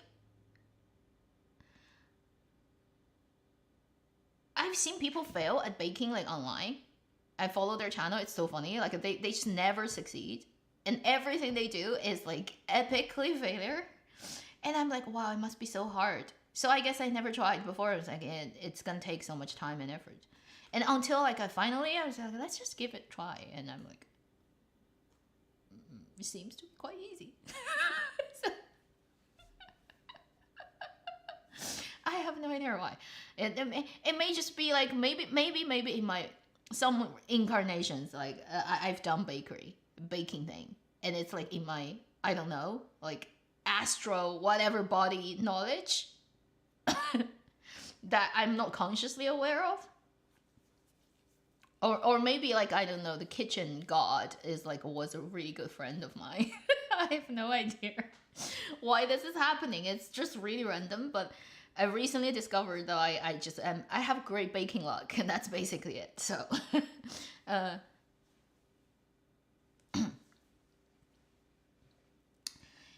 yeah, things will be slightly delayed, like 20 seconds. Let's like do 2 more minutes and stop. It's already almost 12:30 here. I need to get on with my life. Not saying that this is not my life, right? This is still part of my life, but then I have a dough waiting in my fridge. It has been auto leasing for 3 hours, so I think it's enough. It needs to get out.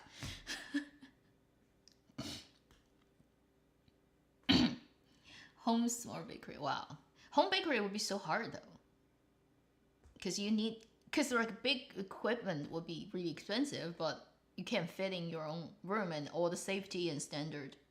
I can't imagine how, because food is complicated. You're creating something people eat. If shit happens, you're in trouble. So I think if you run it as a business, it will be so much more complicated than you actually having fun with it. So okay.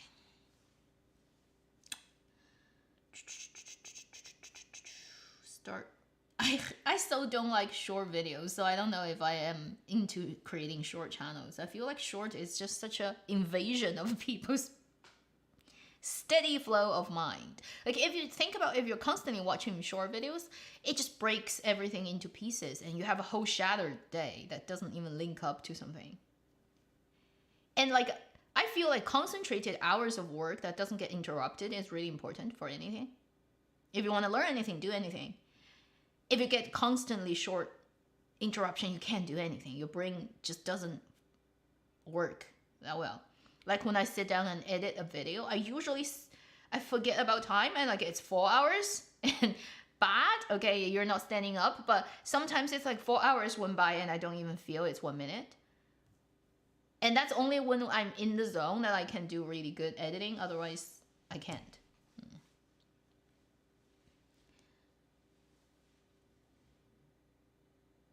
Oh yeah, if you live close to sea, it probably will really affect your stuff because your bacteria in the air will be different. Your humidity and also temperature will heavily impact what you do. I realized that also like even if you live in different areas, you have different flower. It really reacts differently to water and to things. It's like live. It's things you can control. Concentrate hours, no series of short videos. I know short videos is a big thing, but it's also I have this thing with vertical like imageries and video. I hate them. It's like there's something in my brain that's programmed. I just have to watch things in this way. If I watch it that way, I feel like I can't see anything. It's like my field of vision gets like narrow so much that I feel uncomfortable.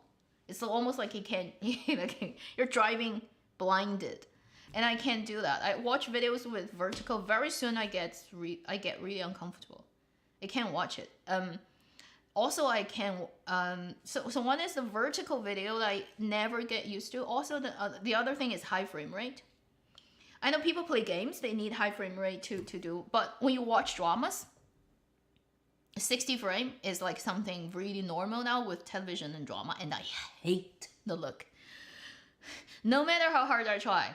Like 48, I hate. 60, I hate. The best I can do is 30, right? Usually I watch like 20, like I like the old-fashioned 24 frame per second, but if you do 30, it's okay. If you do 60, I start to really, really hate it.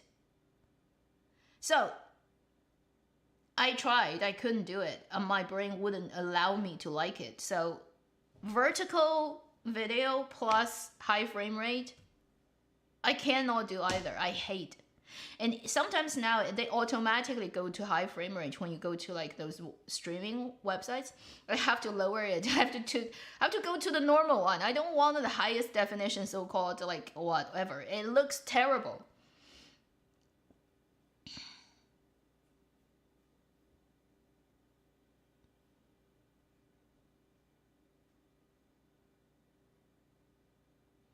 Yeah, I know. It's weird. I know. And maybe it's old-fashioned, but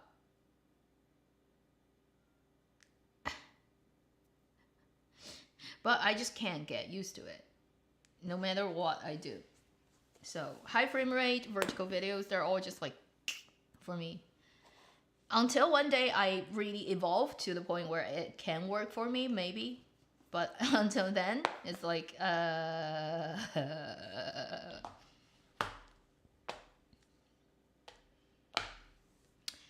So, that should be it today. April 2024, live stream from Avenue X. Thank you so much for joining in, everybody who's here. And also for people who came in later to watch this, somehow stumbled across this. My renting for 3 hours. Yeah, another impressive thing about me is like somehow I can do that. It's 3 hours talking. It's too much. Please take care, and I'll see you in my next video on Saturday. Yes. And let's hope weather will become better in Winnipeg soon. Going straight into summer, probably. Please take care.